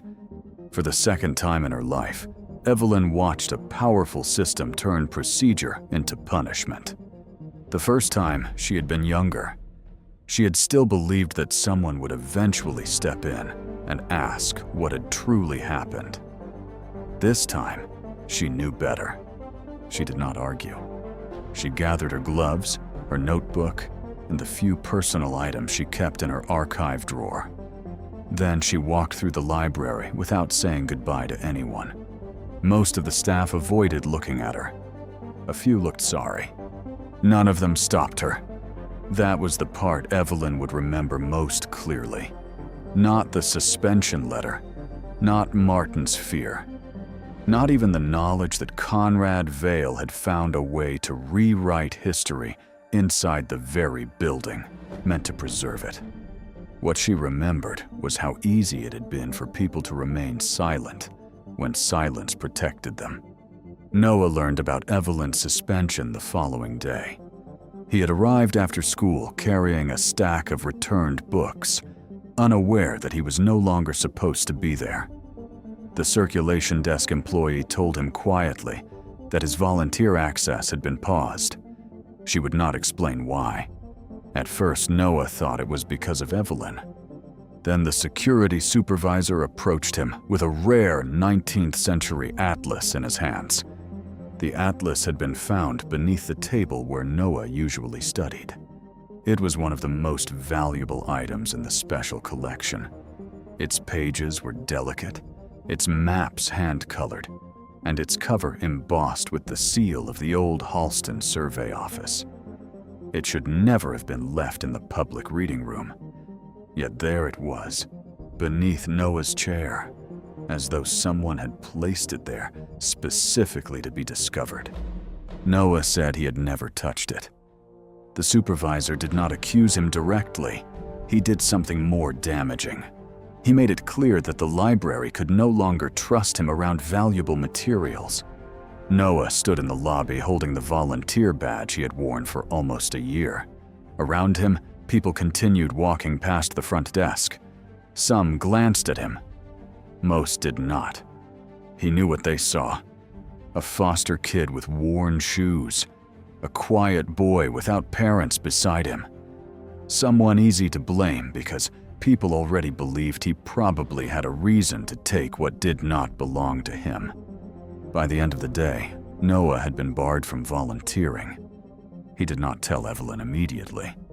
He waited until evening, then went to her apartment on Grant Street, carrying the suspension letter from the library and the brass key that had belonged to Arthur Bennett. Rain had soaked the shoulders of his jacket. His hair clung to his forehead. He tried to act as though the letter did not matter, but Evelyn saw the way he held it. The library had been one of the only places where Noah had felt wanted without being examined. It had been a place where he could sit beside other people without worrying about whether they knew his history. A place where he could be useful. a place where his questions were welcomed. Now it had become another door closing in his face. Evelyn wanted to tell him that none of this was his fault, but she knew those words would not be enough.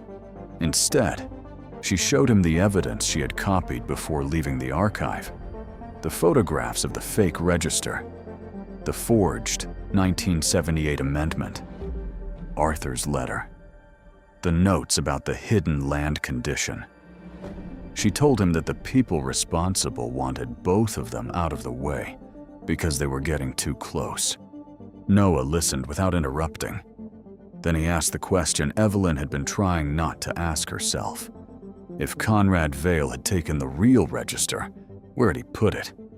The answer came the following morning. Noah had gone behind the library to throw away a bag of old newspapers for his foster mother. Near the recycling bins, he noticed several boxes from Vale Community Futures stacked beside the loading dock. Most were empty packaging from gala decorations, but one crumpled sheet of paper had blown loose from the top of a bin. It was a delivery manifest. The document listed several crates scheduled to arrive before the Halston Heritage Gala. One crate was marked as historical display material. Another carried a more private label, archival handling, restricted access. At the bottom of the page was a reference code. Noah did not recognize it. But when he brought the manifest to Evelyn, she went pale. The code matched one of the references Arthur Bennett had written beneath his letter. It was not a random number. It was an old city archive designation used for sensitive materials moved without public cataloging. The true Founders Register had not been destroyed. It was being transported, and Conrad Vale was planning to bring it into the library on the night of the gala. At first, Evelyn wanted Noah to stay away. She had already seen what Conrad's people were willing to do. They had planted the atlas. They had turned the library staff against him. They had made him look suspicious before he had done anything wrong. But Noah had spent too much of his life being told to sit quietly while adults made choices that changed everything around him. He did not want to be reckless. He did not want revenge. He only wanted to stop someone from erasing the truth, the way Arthur Bennett's truth had been erased. Evelyn understood that feeling better than anyone, so they made a plan.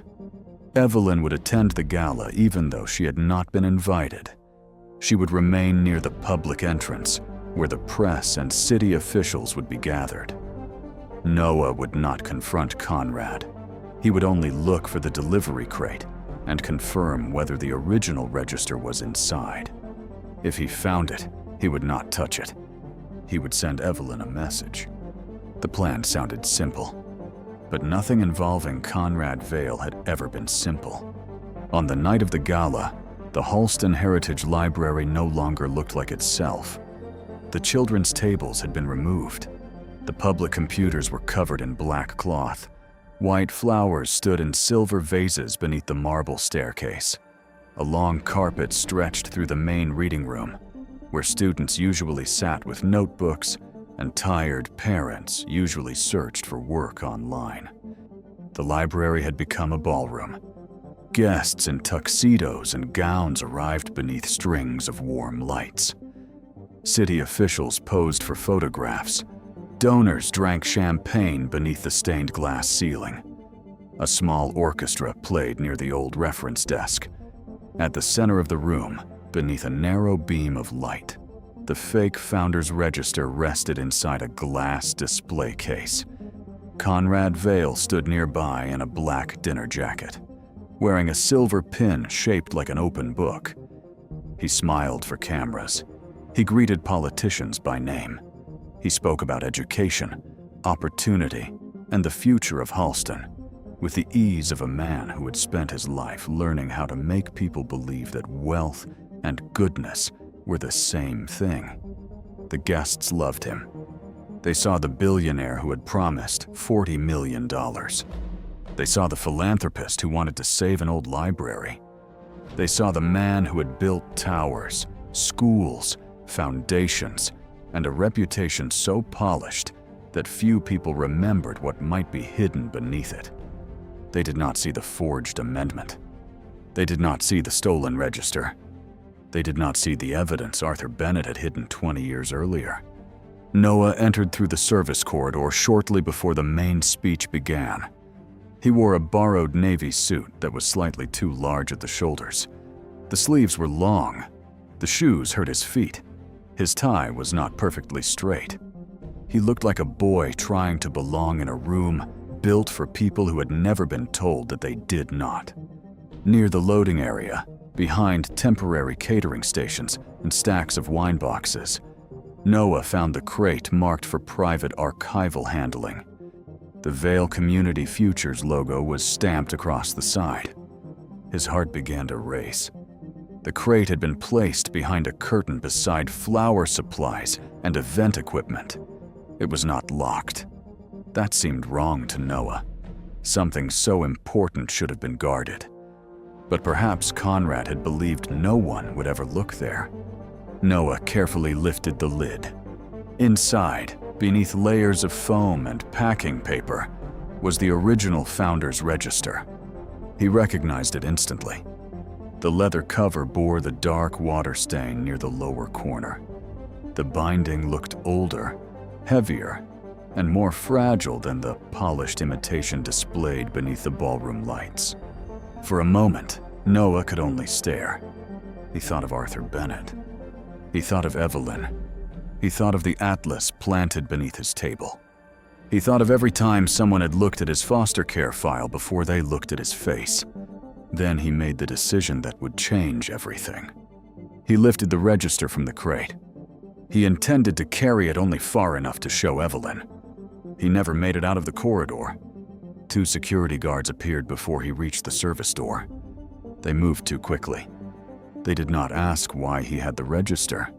They did not ask how he found it. They did not seem surprised at all. They took the book from his hands and led him toward the ballroom. At that exact moment, the orchestra began to fade. And beneath the stained glass ceiling, surrounded by donors, politicians, and cameras, Conrad Vail was preparing to tell the city what kind of future he believed it deserved. When the security guards escorted Noah Bennett into the ballroom, the orchestra had just fallen silent. The sound disappeared so suddenly that the room seemed to hold its breath. Hundreds of guests turned toward the boy in the borrowed Navy suit. Under the stained glass ceiling of the Halston Heritage Library, Noah looked smaller than he had only minutes earlier. His hands were empty now. The old founder's register had been taken from him and held by one of the guards as though it were proof of a crime.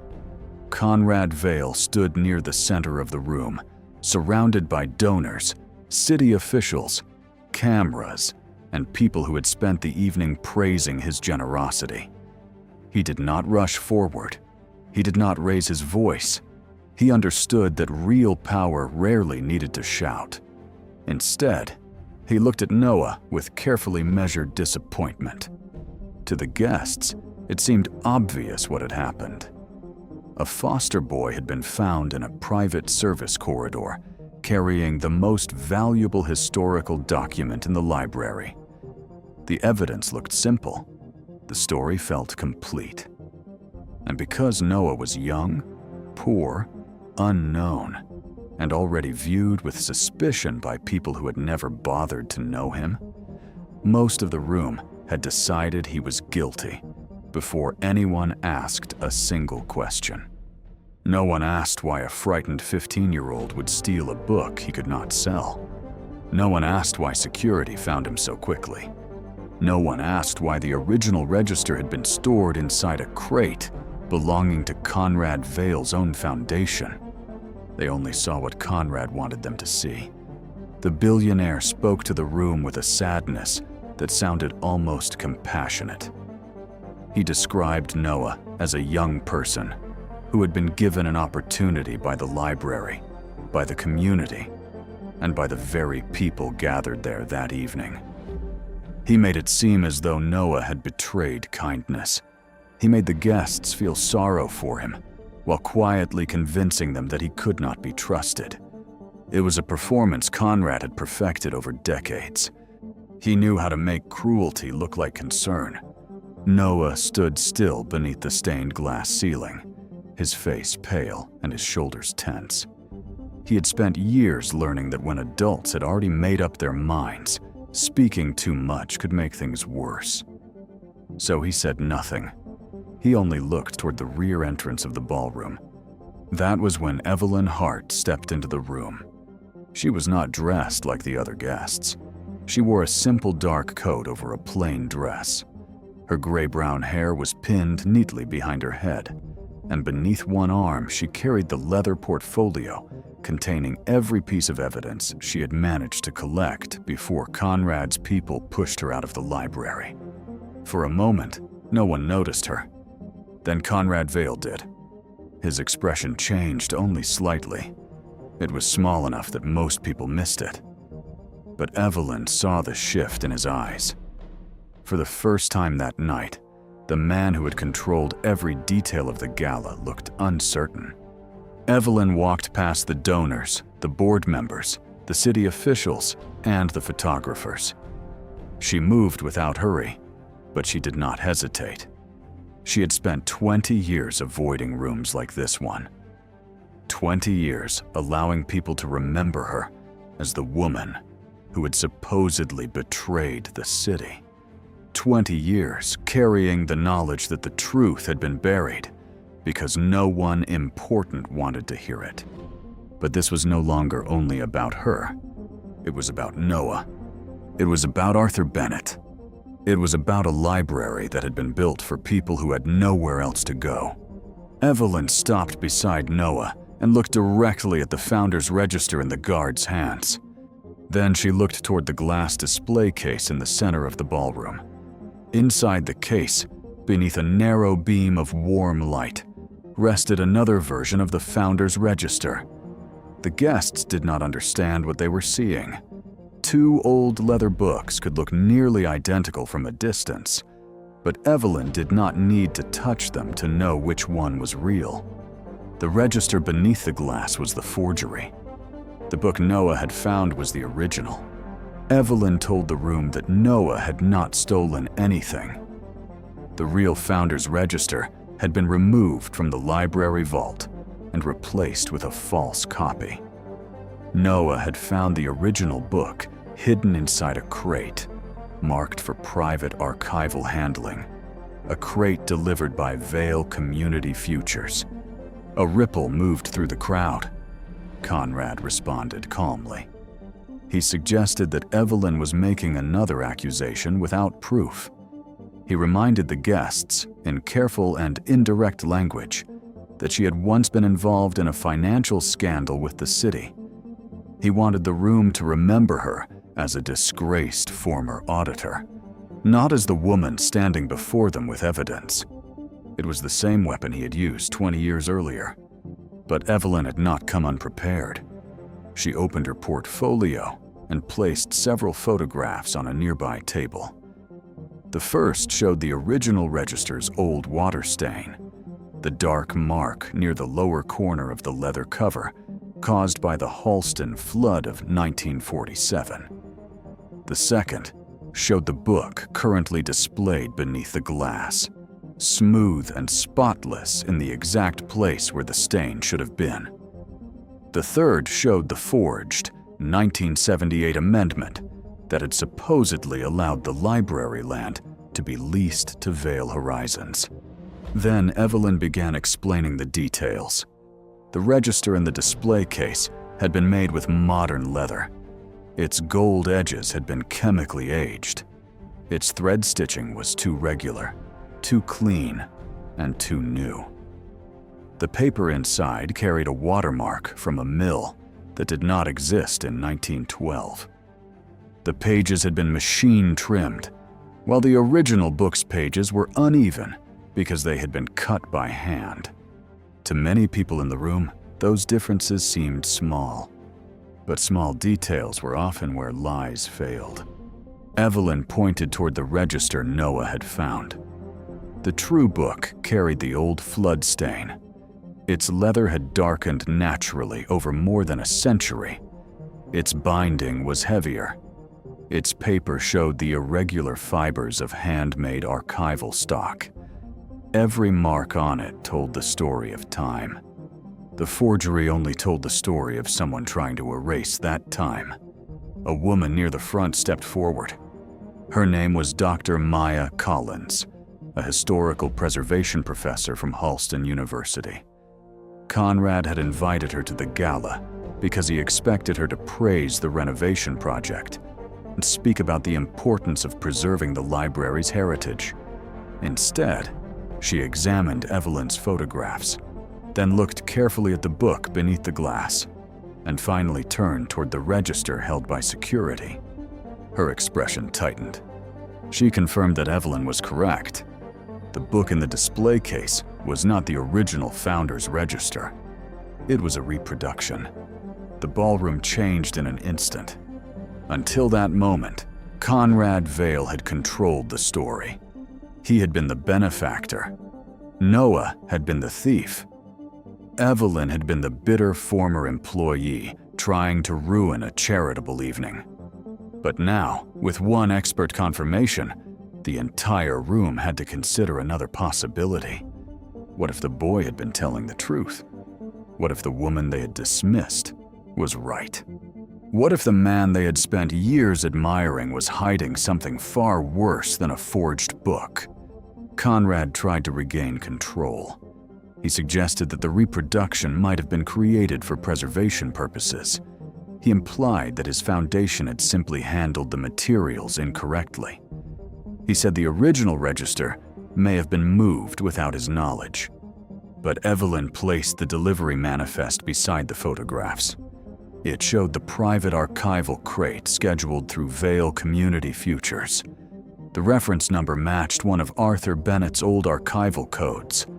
Then Evelyn revealed the photograph Noah had found online, taken earlier that evening by a catering employee. In the background, clearly visible behind the flower arrangements, was the crate being moved into the loading area by a Vale Community Futures staff member. The register had not been misplaced. It had been hidden. And it had been hidden by people connected directly to Conrad Vale. Noah finally spoke. His voice was quiet, but it carried through the room because no one else moved. He explained that he had found the real register inside the crate.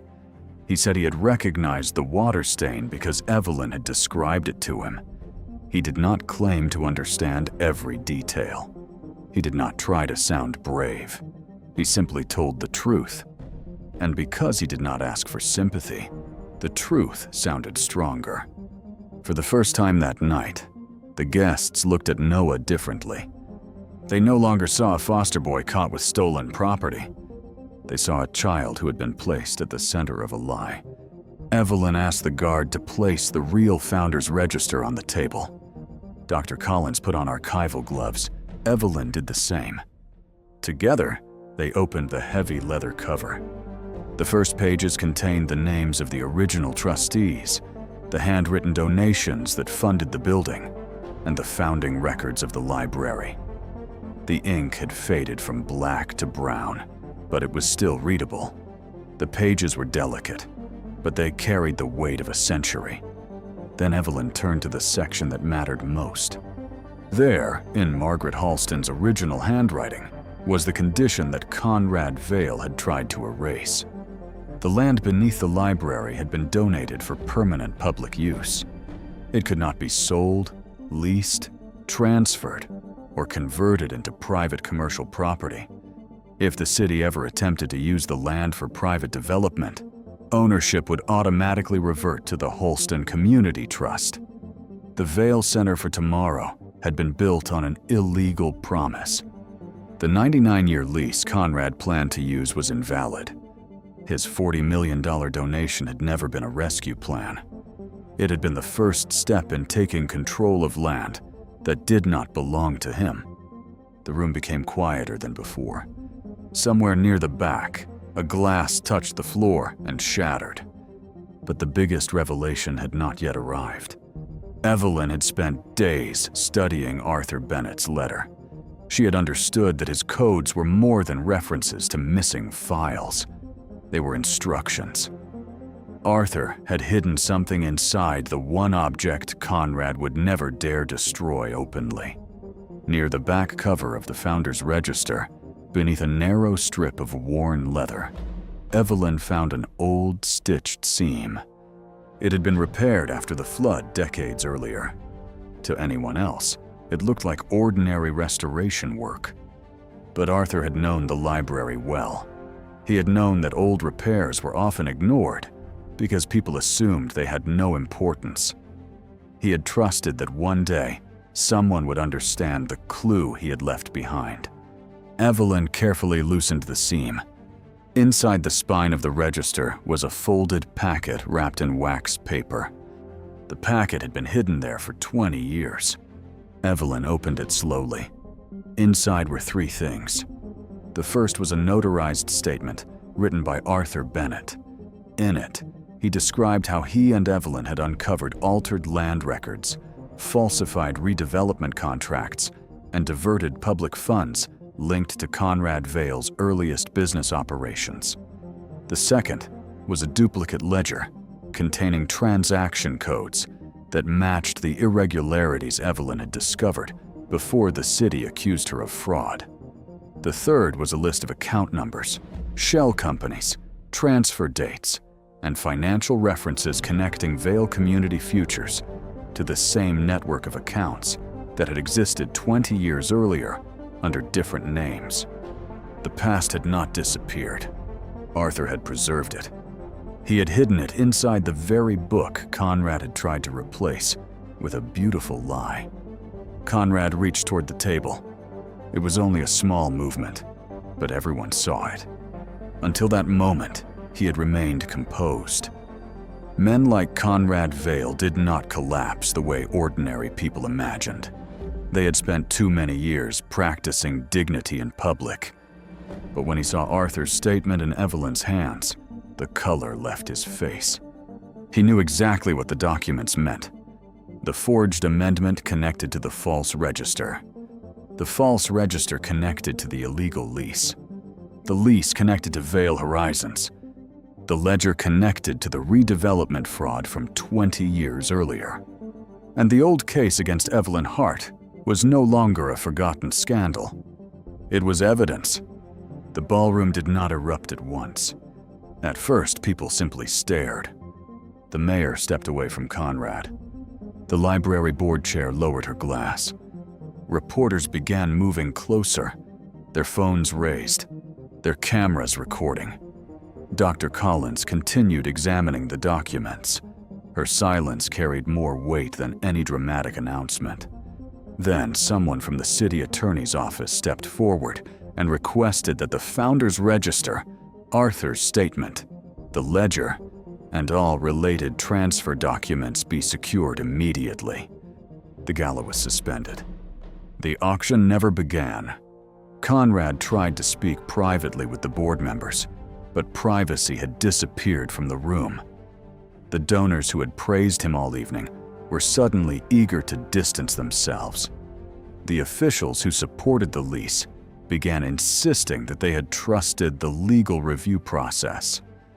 The people who had benefited from Conrad's power discovered that they had never really known him. That was not entirely true. Some of them had known enough.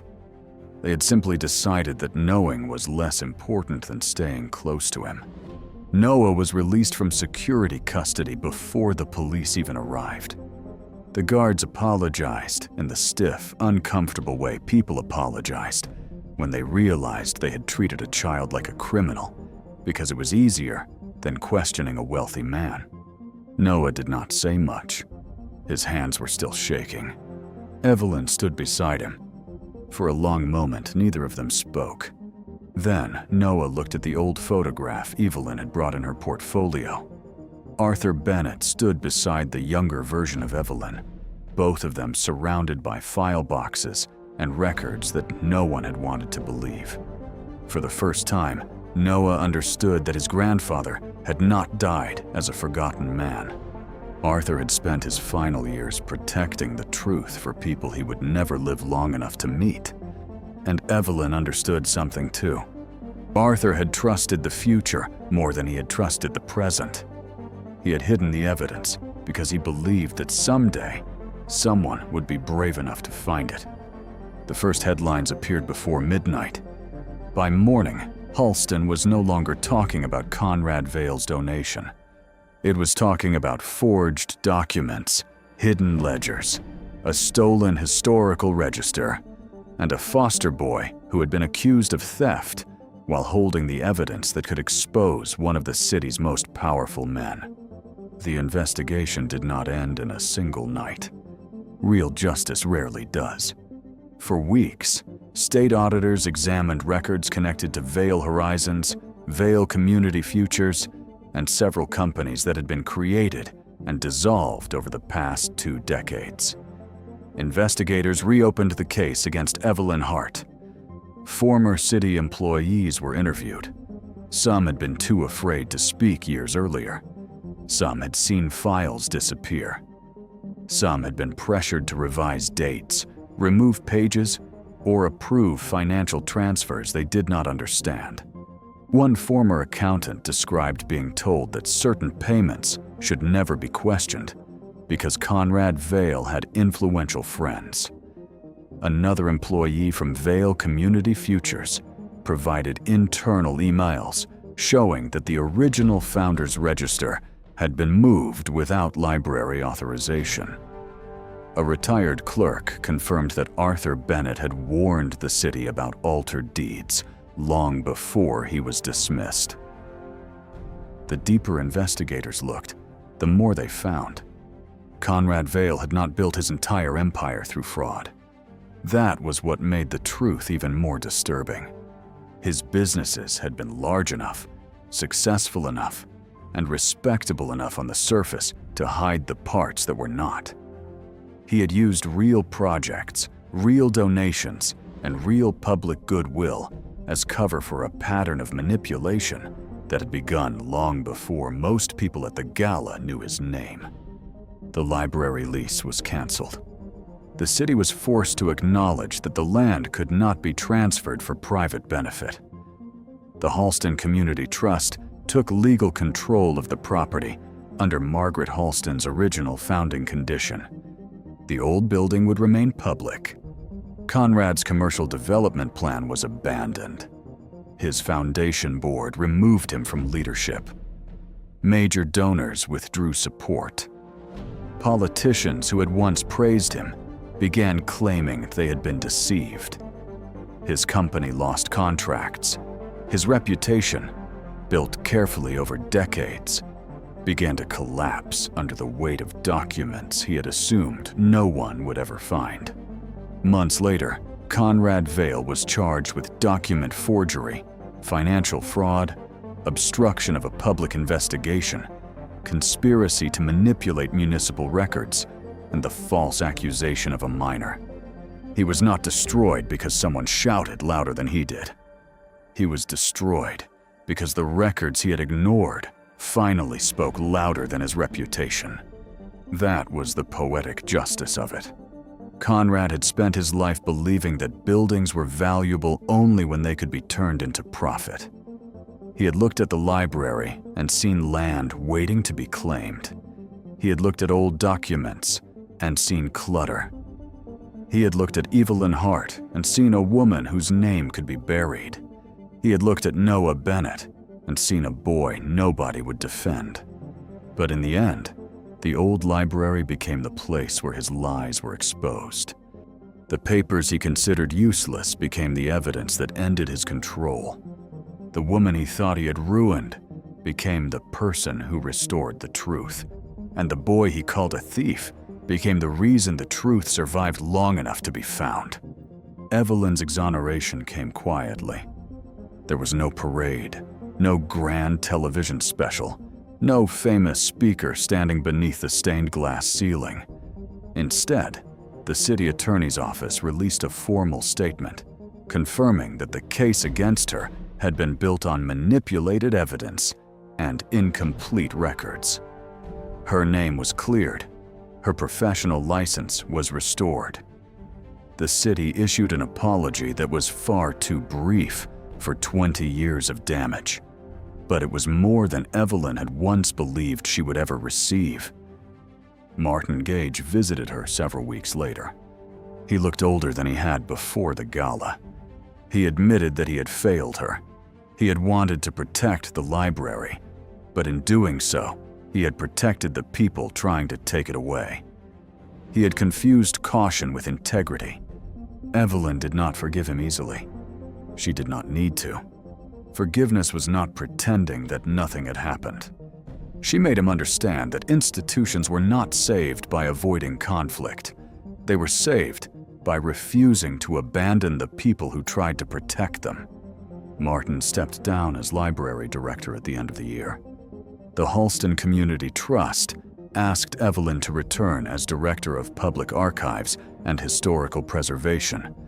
At first, she hesitated. The title felt too large.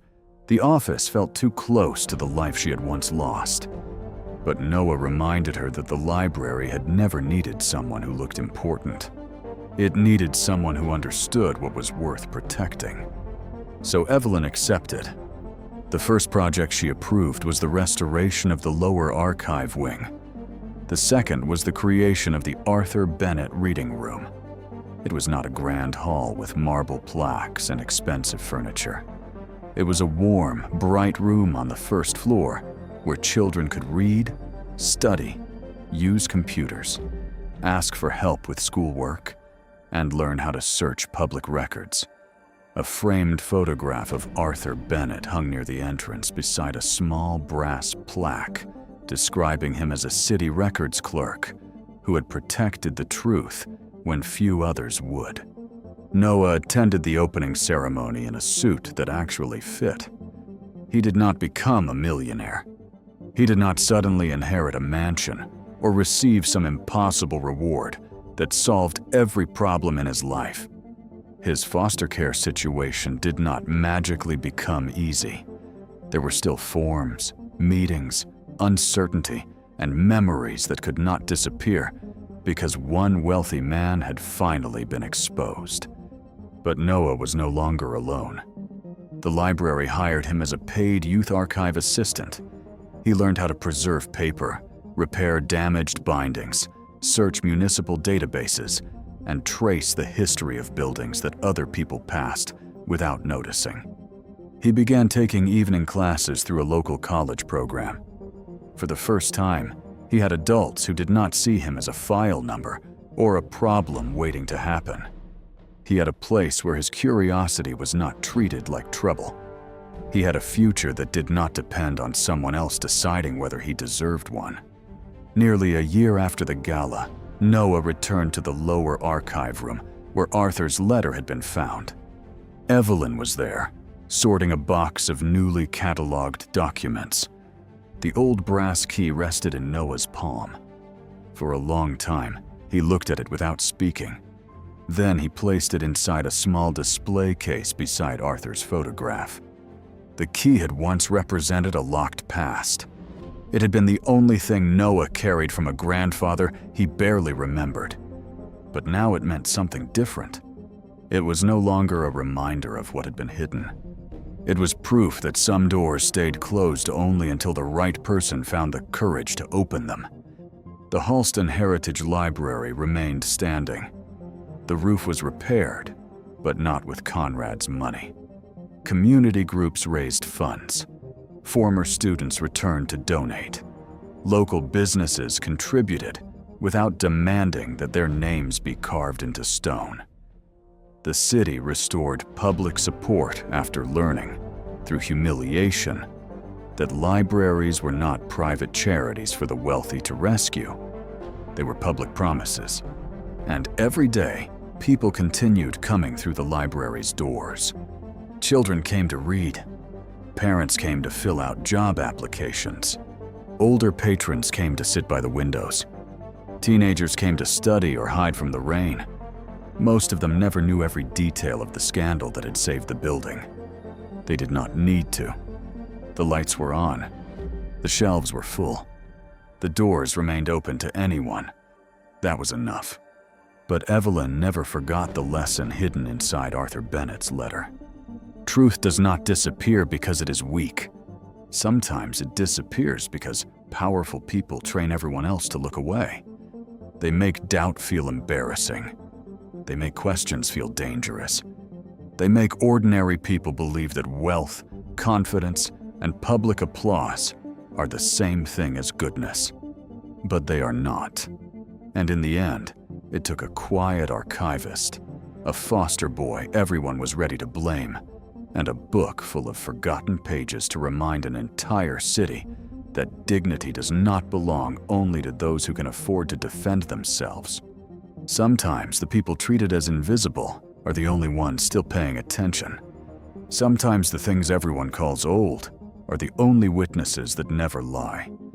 And sometimes justice begins the moment one person decides that silence has lasted long enough. If you believe that truth deserves to be protected, even when powerful people try to bury it, share this story and tell us what you would have done if you had been in that room. Before anyone knew his name, a soaked stranger walked into the restaurant looking like he might not survive another minute. Do not let him near the tables. Then his strength faded in the middle of lunch, and the room treated his need like something shameful to avoid. Only Naomi moved toward him, not because she was fearless, but because everyone else had chosen distance. Somebody call emergency services now. Naomi saw a human being where everyone else saw trouble, dirt, danger, or an interruption to their lunch. Please, I'm sorry. Kendra Blythe did not ask whether the man was breathing. She only saw him as a stain on her restaurant. Stand up before you make this place look filthy. Naomi had almost nothing left, but she spent her last money, so the stranger would not reach the hospital hungry. Compassion is not in your job description. Take off the apron. You are done here.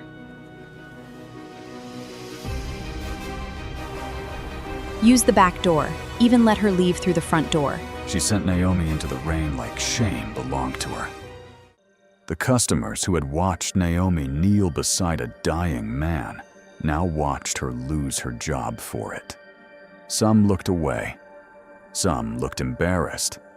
Some looked relieved that the punishment had not landed on them. Only one person tried to follow her.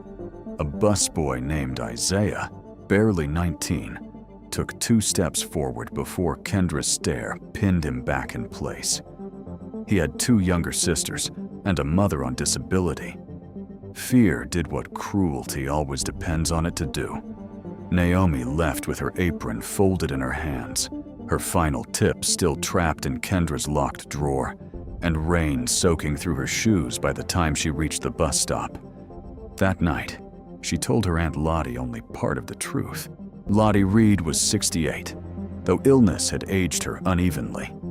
Some mornings, she remembered entire hymns from childhood and the smell of Naomi's mother's perfume. Other mornings, she forgot the word for window. A stroke 3 years earlier had weakened her left side, and a slow fog had settled over her memory after that, arriving in patches that came and went without warning.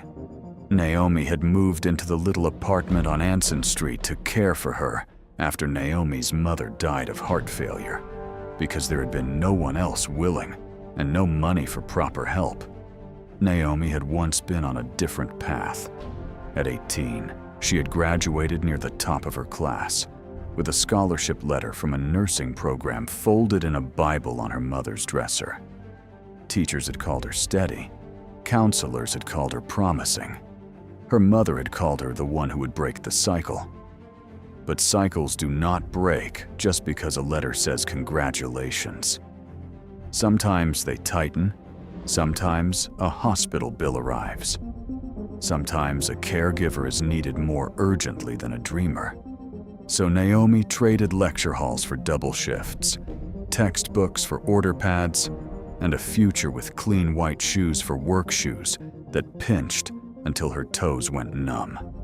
She did not regret caring for Lottie. Love was not the problem. The problem was that love did not pay rent, did not refill prescriptions, did not stop landlords from taping notices to doors. The problem was that people praised sacrifice from a distance, then punished the person making it for being tired. By dawn, after the longest night of her life, Naomi had calculated everything and found no answer. Without the diner, she had no paycheck. Without the paycheck, she had no rent. Without rent, Lottie could lose the only home she recognized. Naomi had prayed, but even prayer felt like it had to squeeze through a ceiling crowded with other desperate voices. Then the envelope came. It did not arrive in the mail. It did not come with a knock. It slid silently under the door just before sunrise, a pale blue rectangle against the scratched wooden floor. Naomi stared at it for several seconds before standing. Her first thought was that it might be another notice from the landlord. Her second was that she no longer had room in her chest for one more bad thing. The envelope had her name written across the front in dark ink, not printed. Written, Naomi Reed. The letters were careful, almost old-fashioned. There was no return address, only a small embossed mark in the corner, a lantern surrounded by 3 waves. Inside was not money. That almost disappointed her before she could stop herself. Inside was a single card, thick and expensive, with an address on East Bay Street and a request for her presence that morning at 9. Beneath the address was a line that made Naomi sit down before her knees could make the decision for her. It said that her act at the Mariners' table had not gone unseen. That was all. No explanation. No signature she recognized. Just that sentence, sitting in her lap like a match struck in a dark room. Naomi almost threw it away. People in trouble learn caution. Miracles, when they appear too suddenly, often come with hidden hooks. But the address belonged to the old Peabody House, a restored building near the harbor that Naomi knew only from passing it on the bus. It had once been a shipping office. Now, according to the brass plaque she had seen from the sidewalk, it belonged to something called the Lantern Harbor Foundation. She searched the name on her cracked phone. The screen loaded slowly, then showed a website full of polished photographs, food programs, mobile clinics, emergency shelters, legal aid, hurricane relief. The foundation had been started decades earlier by a shipping family that had turned old warehouse money into charity. Its current chair was a woman named Celeste Vane, known in Charleston for giving away money with one hand and guarding her privacy with the other. Naomi did not understand what any of it had to do with her. Still, at 8:30, after making sure Lottie had breakfast and leaving the neighbor with a number to call in case of trouble, Naomi put on her cleanest blouse, brushed lint from her coat, and took the bus toward East Bay Street. She carried the blue envelope in her bag like evidence in a trial no one had explained. The Peabody House looked even larger up close.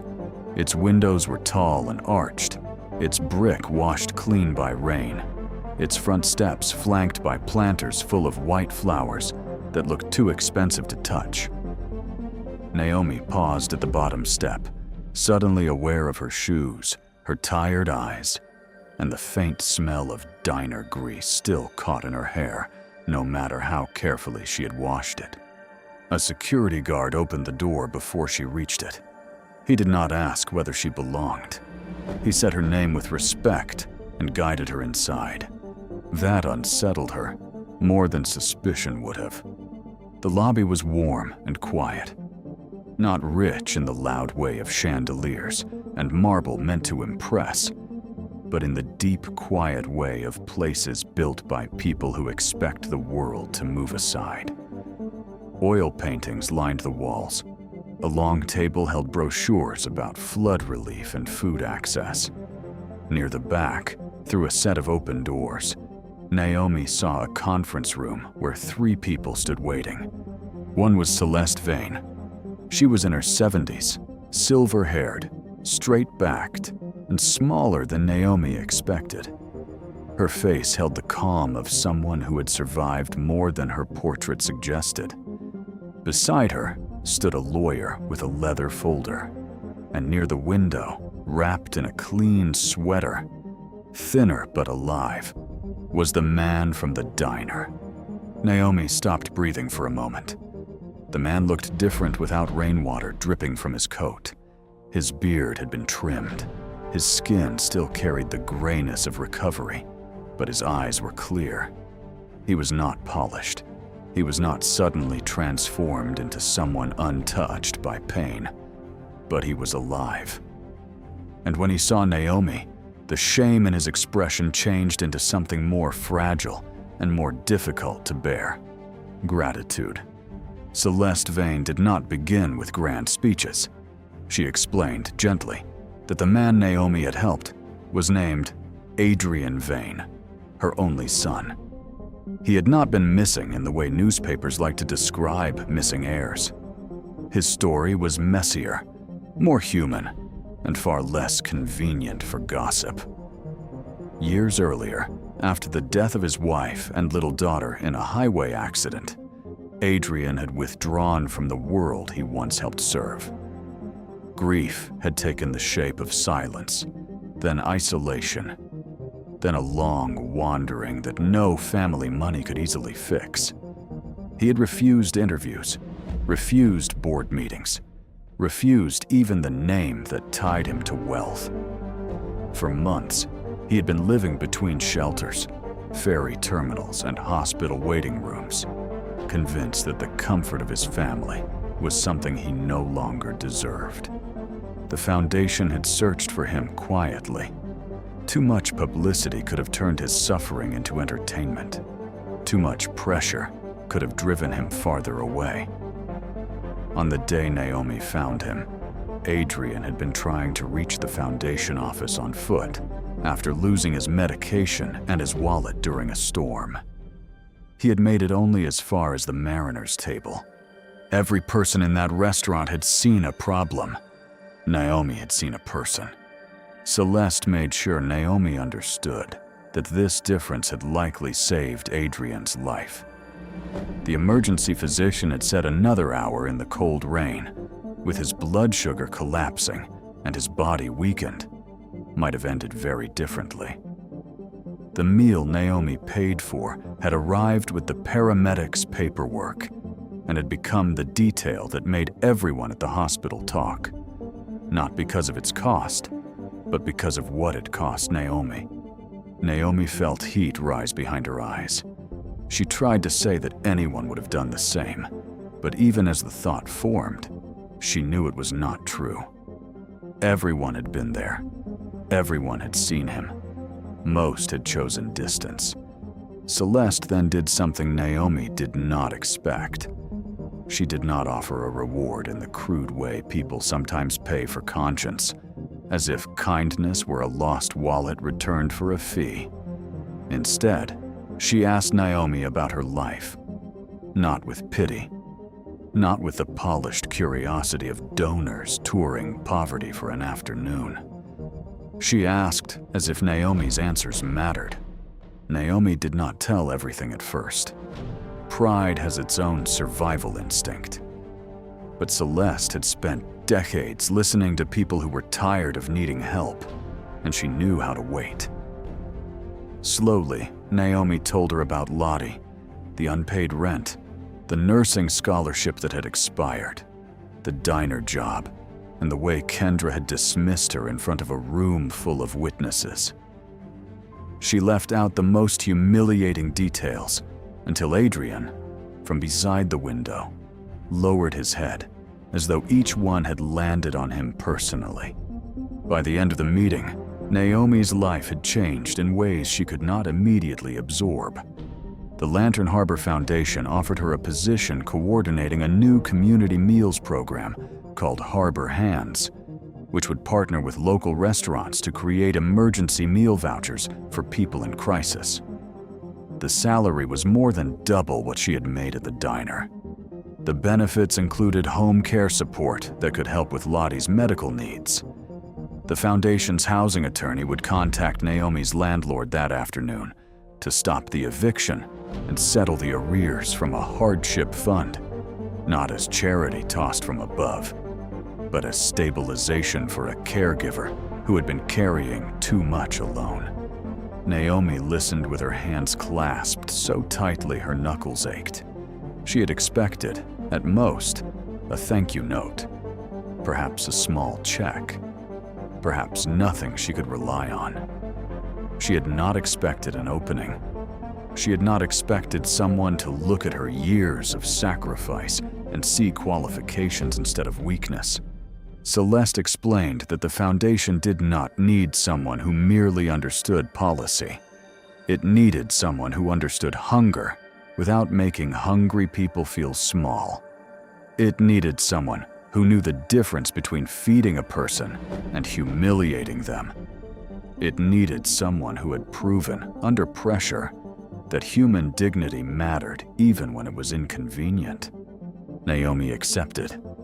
But stories like Naomi's do not end the moment good news arrives. In real life, blessings often disturb the people who benefited from your struggle. And Kendra Blythe had built too much of her little kingdom on Naomi, staying silent, poor, and disposable to accept Naomi's rise quietly. At first, Kendra only heard rumors. A delivery driver mentioned that the waitress she had fired had been seen entering the Peabody house. A former customer called the restaurant, asking whether it was true that the woman who helped the collapsed man now worked for the Lantern Harbor Foundation. Isaiah, trying and failing to hide his smile, told another server that Naomi's rent had been handled and her aunt would get medical support. By closing time, Kendra was no longer angry. She was afraid. Fear is different in people who are used to having power. It does not make them humble. It makes them dangerous. Kendra knew things the staff did not. She knew that for nearly 2 years, she had been skimming from the cash drawer in small amounts that looked like counting errors. She knew she had been marking donated community meals as served, then pocketing the reimbursement money when the owner was away. She knew she had refused hungry people at the door while reporting that the restaurant had participated in local relief efforts. She knew the jar labeled Storm Meal Fund had been emptied by her hand more than once. Its coins and bills treated as a private bonus for the trouble of pretending to care. She also knew Naomi had noticed irregularities. Naomi had never accused her. Naomi had been too busy surviving, but she had asked questions. She had once wondered why a church group's prepaid meal vouchers were missing from the drawer. She had once found a voided receipt under the printer with Kendra's manager code on it. She had once given a free bowl of gumbo to a veteran after Kendra claimed the voucher program had ended, only for Naomi to discover the next week that the program was still active. At the time, Kendra had dismissed the questions as confusion. Now she saw them as threats. By the next morning, Kendra had created a new story. According to her, Naomi had not been fired for helping a stranger. Naomi had been fired after an internal review suggested she had stolen money from the register and used a medical emergency to distract from it. Kendra did not make the accusation loudly at first. She was too strategic. She let it leak in pieces, through staff whispers, through a carefully worded email to the restaurant owner, through a complaint sent to the Lantern Harbor Foundation's general inbox. The complaint claimed that Naomi Reed was dishonest, unstable, and unfit to handle charitable funds. To make the lie look official, Kendra pressured Isaiah to sign a witness note stating that he had seen Naomi near the drawer before cash went missing. Isaiah refused at first. He said he had seen nothing like that. But Kendra knew his schedule, his family situation, and his fear of losing the only job close enough to home. She cut his hours in half for 1 week, then returned them with a warning hidden behind a smile. By the second week, Isaiah signed a statement he hated himself for signing. Kendra also convinced a prep cook named Marisol to say Naomi had been upset about money. That part was technically true, which made the lie harder to fight. Naomi had been upset about money because poverty had been pressing its knee against her chest for years. Kendra twisted that human truth into motive. When the foundation received the complaint, they did what responsible organizations must do. They placed Naomi on temporary administrative leave while the matter was reviewed. Celeste herself called Naomi and made it clear that leave was not judgment, but process. Still, the word leave felt like a door closing. Naomi had held her new job for only 11 days. The apartment that had begun to feel safe became heavy again. Lottie sensed Naomi's sadness even through the fog of her memory. Some evenings, she reached for Naomi's hand without knowing exactly why. Naomi tried not to cry in front of her. She had cried enough into dishwater, enough into bus windows, enough silently behind the walk-in freezer at the diner. She was tired of tears that changed nothing. What hurt most was not even the risk of losing the job. It was the precision of the lie. Kendra had chosen the accusation that would wound Naomi deepest because Naomi had spent her whole life guarding her integrity. Poor people learned that one mistake can become their whole identity. In the mouths of people looking for reasons to dismiss them, Naomi had always kept receipts, counted change twice, returned overpayments, corrected tips when customers wrote too much by accident. She knew how quickly a black woman in a service uniform could be called dishonest by someone whose own theft wore perfume and a manager badge. For 3 days, Naomi heard nothing. During those 3 days, Kendra enjoyed herself. She moved through the mariner's table with renewed sharpness, telling staff that consequences were finally catching up with people who played saint for attention. She pretended not to care when customers asked about Naomi, then made sure they received a version of events muddy enough to stain her. She even printed a new policy about employee conduct during emergencies, as if compassion had been a workplace hazard. But lies require maintenance. Truth can sit quietly and wait. The first crack came from Isaiah. Guilt can make a room feel too small. Isaiah stopped sleeping. He replayed the moment Naomi knelt beside Adrian, the way she had held his hand without flinching, the way everyone else, including him, had stood back. He replayed the moment Kendra pushed the witness note toward him and reminded him how many people wanted his job. He thought about his sisters, yes, but he also thought about what kind of man he was becoming if fear could make him harm the one person who had always treated him like he mattered. On the 4th morning, Isaiah went to the foundation office before his shift. He arrived shaking harder than Adrian had shaken in the diner, carrying a folded copy of the statement he had signed. He told the foundation's review attorney that it was false. He admitted Kendra had pressured him. He admitted he had never seen Naomi steal anything. He admitted something else too. For months, he had watched Kendra remove cash from the storm meal fund jar and replace donation vouchers with blank slips. That confession did not clear Naomi immediately, but it shifted the room. The second crack came from Marisol. She had been quiet for years because she needed work, and because Kendra had a way of making every immigrant employee feel one document away from disaster, whether that was true or not. Marisol had signed nothing, but she had allowed Kendra to use her name in the complaint. When she learned Isaiah had gone to the foundation, she did not want him standing alone. She brought what Kendra had forgotten existed: photographs. Months earlier, Marisol had photographed several prep lists and reimbursement sheets because Kendra kept blaming kitchen staff for missing voucher meals.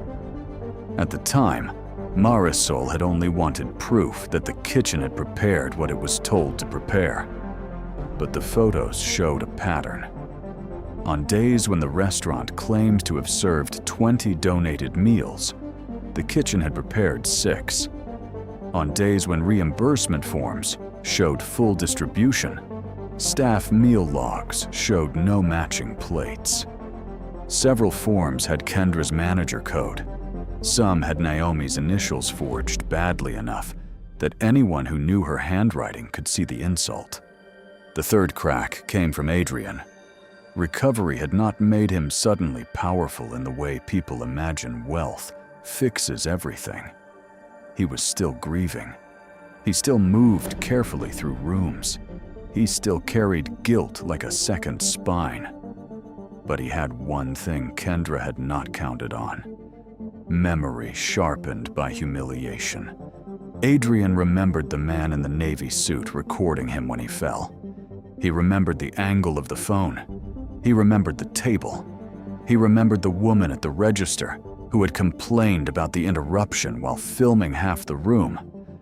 The foundation's attorney tracked the video after a younger staff member found a clipped version online, posted without context, under a caption mocking the stranger on the floor.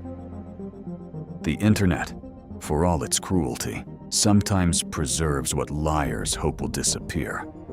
The clipped version showed Naomi kneeling. It showed customers backing away. It showed Kendra standing with folded arms. But it did not show the register clearly.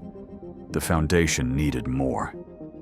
The restaurant's internal cameras, according to Kendra, had malfunctioned that day. The owner, Mr. Harlan Cho, was told the system had overwritten the footage. That should have ended the matter. It did not. Mr. Cho had inherited the mariner's table from his father, who had opened it after serving as a Navy cook. Harlan was not a cruel man, but he was an absent one. And absence in leadership often becomes permission for someone worse to take over. He had trusted Kendra because she kept the restaurant profitable and problems quiet. He had ignored small complaints because he was tired, overextended, and grieving his own divorce. When the Lantern Harbor Foundation contacted him directly, he expected a misunderstanding. Instead, he discovered that his security system had not failed. Kendra had disabled the local storage, but she had forgotten about the backup connected to the insurance provider after a break-in the previous year. The footage wasn't on the restaurant computer. It was in a secure archive she did not know how to erase. Harlan watched it alone first. He watched Naomi serving tables during the rush. He watched Adrian enter, soaked and unsteady. He watched the room recoil. He watched Naomi kneel while Kendra stood back. He watched Naomi ask for emergency help. He watched her pay at the register with her own debit card, not remove money from it. He watched Kendra take Naomi's apron and send her out the side door. Then Harlan kept watching. The archive held more than that day. It held weeks. It held Kendra opening the donation jar after closing. It held her removing envelopes from the voucher drawer. It held her entering manager codes during cash outs, voiding meals that had been paid for by community partners, and slipping bills into the side pocket of her blazer. It held her handing Isaiah the witness note in the storage hallway, pointing toward the schedule board, and making the threat clear even without audio. The truth had not needed to shout. It had needed someone to look. When Naomi was called back to the foundation office, she expected another question. Another form, another polite expression from people deciding whether to believe her. Instead, she found Celeste, Adrian, Harlan Cho, Isaiah, Marisol, and the Foundation attorney seated around the same conference table where hope had first begun to feel possible. Naomi stood at the doorway, uncertain whether she had entered a trial or a rescue. Celeste did not make her wait. She explained that the accusations had been withdrawn, disproven, and referred for further action. Harlan apologized, with a face so pale, it seemed the shame had drained him. He admitted that his trust in Kendra had allowed harm to grow under his roof. Isaiah cried before he could finish his apology. Marisol kept her eyes lowered until Naomi crossed the room and touched her shoulder. Not because Naomi owed anyone comfort, but because she understood what fear could do to good people trapped under bad authority. Adrian said the least, but his presence said enough. He had been the man on the floor. Now he was one of the reasons the truth was standing. Naomi was cleared fully. Her leave was ended. Her name was restored. But restoration, for someone who has been publicly humiliated, is not simply a letter saying the matter is closed. A lie travels through people. It enters rooms before you do. It sits in the air, waiting to see whether you will defend yourself or shrink. Celeste understood that. So did Harlan. The Mariners' table held a staff meeting the following Monday before opening. This time, Naomi did not enter through the side door. She entered through the front. The same bell rang above her head, bright and careless, just as it had the day Adrian collapsed. But the room felt different now. The chairs were stacked on tables. The floor smelled of lemon cleaner. The staff stood near the counter, tense and quiet. Kendra was there too, though no longer behind the host stand. Her makeup was perfect, but her face had lost the confidence that once made people step aside. Harlan spoke first, not with the polished language of corporate apologies, but with the rough honesty of a man who had finally looked at what his neglect had cost. He told the staff that Naomi Reed had been wrongfully fired, falsely accused, and publicly mistreated for doing what every decent person in that room should have done. He confirmed that Kendra Blythe had been terminated for cause, and that evidence of theft, intimidation, falsification of records, and charity fraud had been turned over to the proper authorities. Kendra tried to hold herself stiff, as if posture could substitute for innocence. But there are moments when a person's own silence becomes a confession. She had spent years making others feel small under fluorescent lights. Now she stood under the same lights, while the room learned what she had done. The poetic justice was not loud, it was precise. Kendra had fired Naomi for feeding a hungry stranger, and now the theft that destroyed her reputation came from money meant to feed hungry strangers. She had accused Naomi of stealing from a register, and the register logs exposed her. She had used employees' fear to create false statements, and those same employees became the witnesses who helped undo her. She had sent Naomi through the side door in shame, and Naomi returned through the front, while Kendra left, escorted by the owner she had deceived. No one applauded. It was better that way. Applause might have made it feel like a performance. This was not a performance. It was accountability. Kendra's downfall did not end at the sidewalk. Investigators later found that the stolen voucher funds were larger than anyone first believed. Several small churches had paid the Mariners' table in advance to provide hot meals during storms, believing their donations had reached people who needed them. Some had not. A veterans group had sponsored meal cards that were quietly canceled in the system. a neighborhood relief fund, had been billed for plates never served. Kendra had not merely stolen cash. She had stolen trust from people who gave what little they had to help others. The charges that followed did not make Naomi happy. She was not the kind of person who found joy in someone else's ruin. But she did feel something steadier than happiness. She felt the weight of a foot lifting from her neck. She felt the world, for once, refusing to ask the wounded person to be the only one who pays. Kendra tried to find another management job, but Charleston is smaller than pride imagines. People talk. Records travel.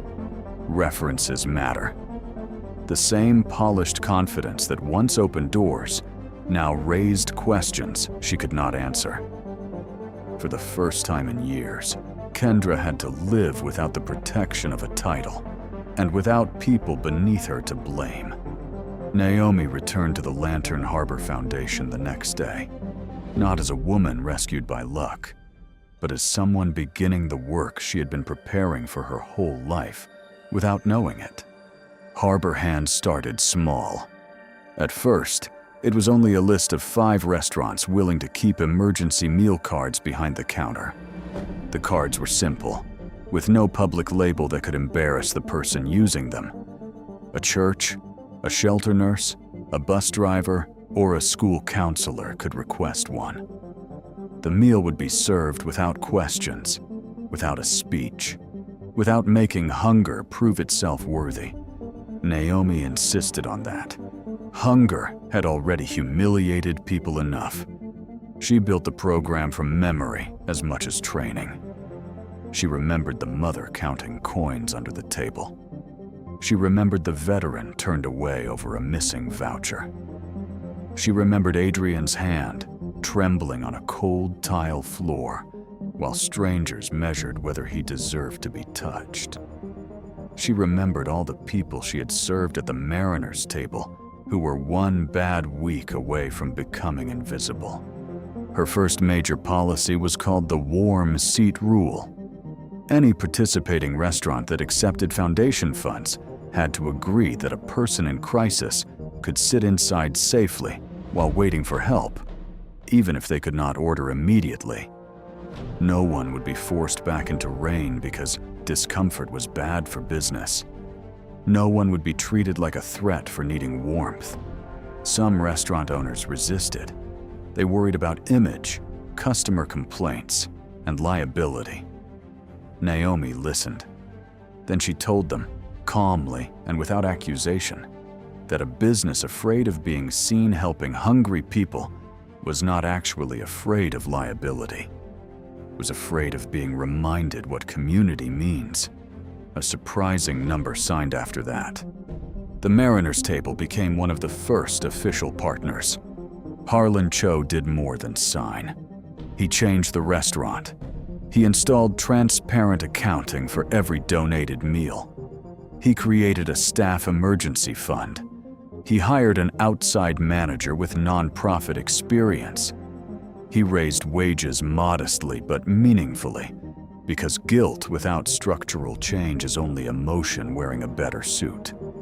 He also placed a small brass plaque near the entrance, not with Naomi's face or a dramatic version of the story, but with a simple line that said every person who entered hungry deserved to leave treated as human.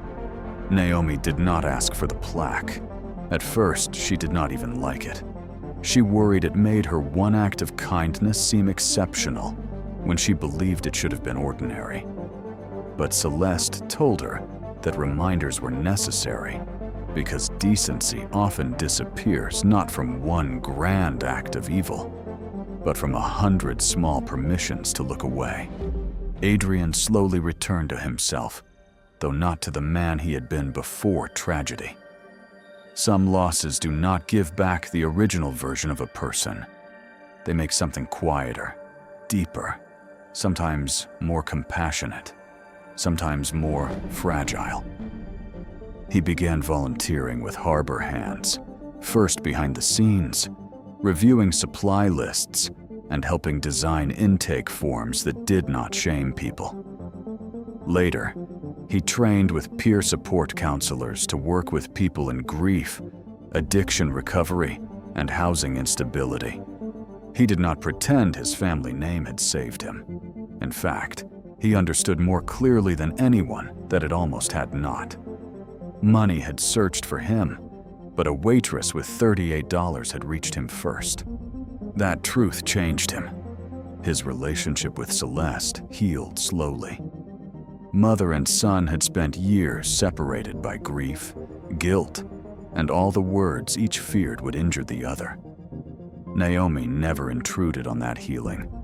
She only noticed, over months, that Adrian stopped standing near exits during meetings. Celeste stopped looking at him as if he might vanish if she blinked. One afternoon, Naomi saw them walk together along the harbor after a fundraiser, not speaking much, simply sharing space. Sometimes that is what forgiveness looks like before it has language. At home, life changed too. The foundation helped Naomi and Lottie move from the drafty apartment on Anson Street into a small but bright unit near a park, with an elevator, reliable heat, and a window where Lottie could watch children chasing pigeons in the afternoon. The first night there, Lottie became agitated because the walls did not feel familiar. Naomi sat with her until the fear passed, describing each room softly, grounding her in the names of things. The next morning, Lottie woke and said the sunlight looked kind. Naomi cried in the kitchen where no one could see. For years, she had measured success and avoided disasters. Rent not late enough to evict, medicine not empty enough to panic, electricity not shut off yet, shoes not broken beyond repair. Now she had space to imagine a life not built entirely around emergencies. She enrolled in evening courses toward a community health certification, not because she needed a title to prove her worth, but because the dream she had buried at 18 still had roots. The scholarship letter from long ago remained in her Bible, creased and yellowing. She did not look at it with grief anymore. She looked at it like evidence that the girl she had been was still somewhere inside the woman she had become, not lost, only waiting. Months passed, and Harbor Hands grew. What began with 5 restaurants became 15, then 28. A mobile meal van joined the program after hurricane season, exposed neighborhoods where older residents could not reach distribution sites. School counselors started calling when students came to class, hungry after weekends.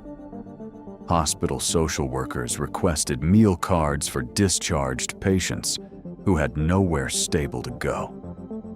Bus drivers carried small information cards because they were often the first to see who was sleeping where the city pretended not to look.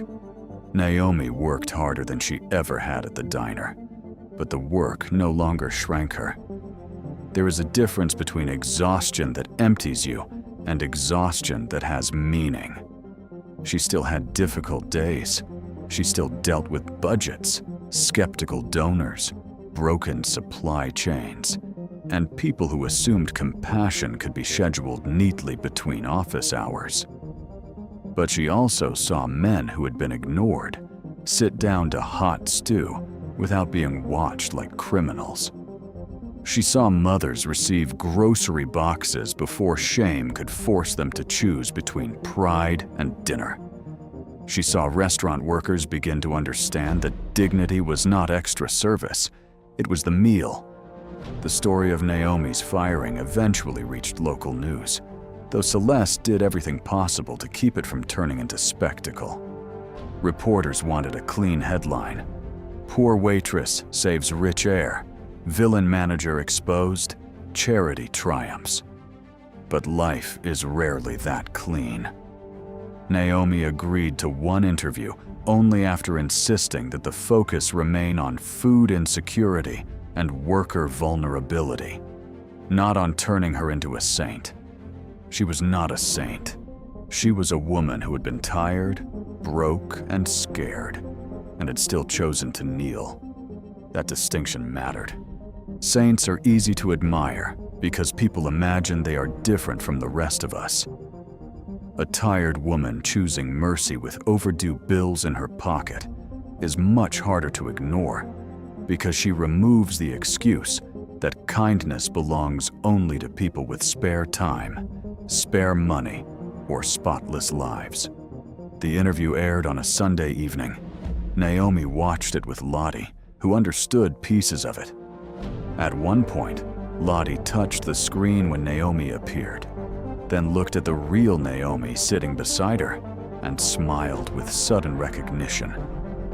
For one clear moment, the fog lifted enough for pride to pass through. Lottie remembered Naomi's mother then. She remembered the hospital. She remembered the little girl who used to line up dolls and pretend to check their temperatures. She remembered enough to tell Naomi, in her own wandering way, that her mother would have been proud. Naomi held that sentence for days. But the most important moment in Naomi's new life did not happen on television. It happened almost 1 year after the firing, on another rainy Tuesday afternoon, at the reopened Mariner's Table. The restaurant was hosting the launch of an expanded Harbor Hands partnership. There were donors, city officials, restaurant workers, shelter coordinators, and a few regular customers who remembered the old days with uncomfortable clarity. The event could have become polished and empty, the kind of gathering where people discuss hunger over catered trays. Naomi refused to let that happen. Instead of speeches first, she asked everyone to sit for a meal served family style. No VIP table, no reserved corner for donors, no separation between people with checks and people with lived experience. Adrian helped serve. Harlan cleared plates. Celeste sat beside a former shelter resident who now worked as a peer navigator. The room, once divided by fear and judgment, felt almost unfamiliar in its warmth. Near the end, Naomi stood where Kendra had once fired her. She did not describe Kendra with hatred. She did not need to. Hatred would have made Kendra too central to a story that had grown beyond her. Naomi spoke instead about the floor, the actual floor of the restaurant, the tile near table 6 where Adrian had collapsed. She said that every community has a floor like that, a place where someone falls and everyone else must decide what kind of person they are. Some step back, some record, some complain about the inconvenience, and sometimes one person kneels, not because they are fearless, but because they know what it feels like to need someone. She explained that Harbor Hands existed to make kneeling less lonely. It existed so mercy would not depend on one waitress risking her job or one stranger being connected to a powerful family. It existed because people should not have to be secretly important to be treated as worth saving. That line stayed with everyone. People should not have to be secretly important to be treated as worth saving. Adrian lowered his eyes when she said it. Celeste reached for his hand. Harlan looked toward the doorway, perhaps remembering all the people his restaurant had once allowed to be turned away. Isaiah, now promoted and studying hospitality management with foundation support, wiped his face quickly and pretended he had not. Marisol smiled openly, no longer afraid of being seen. After the event, when the room had emptied and rain softened the windows, Naomi stood for a moment by table 6. The tile had been repaired, where a crack once ran through it. Most people would never know anything had happened there. That seemed right to her. Sacred places do not always announce themselves.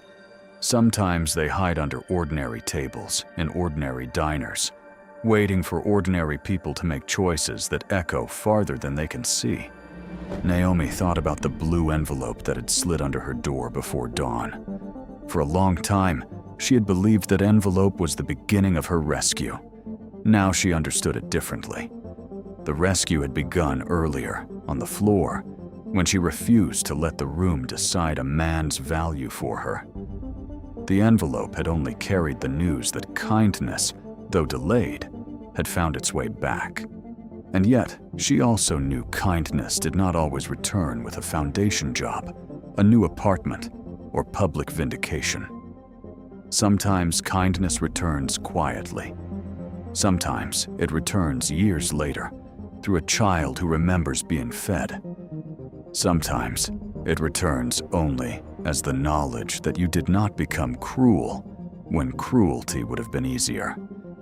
That kind of return is harder to measure, but it is real.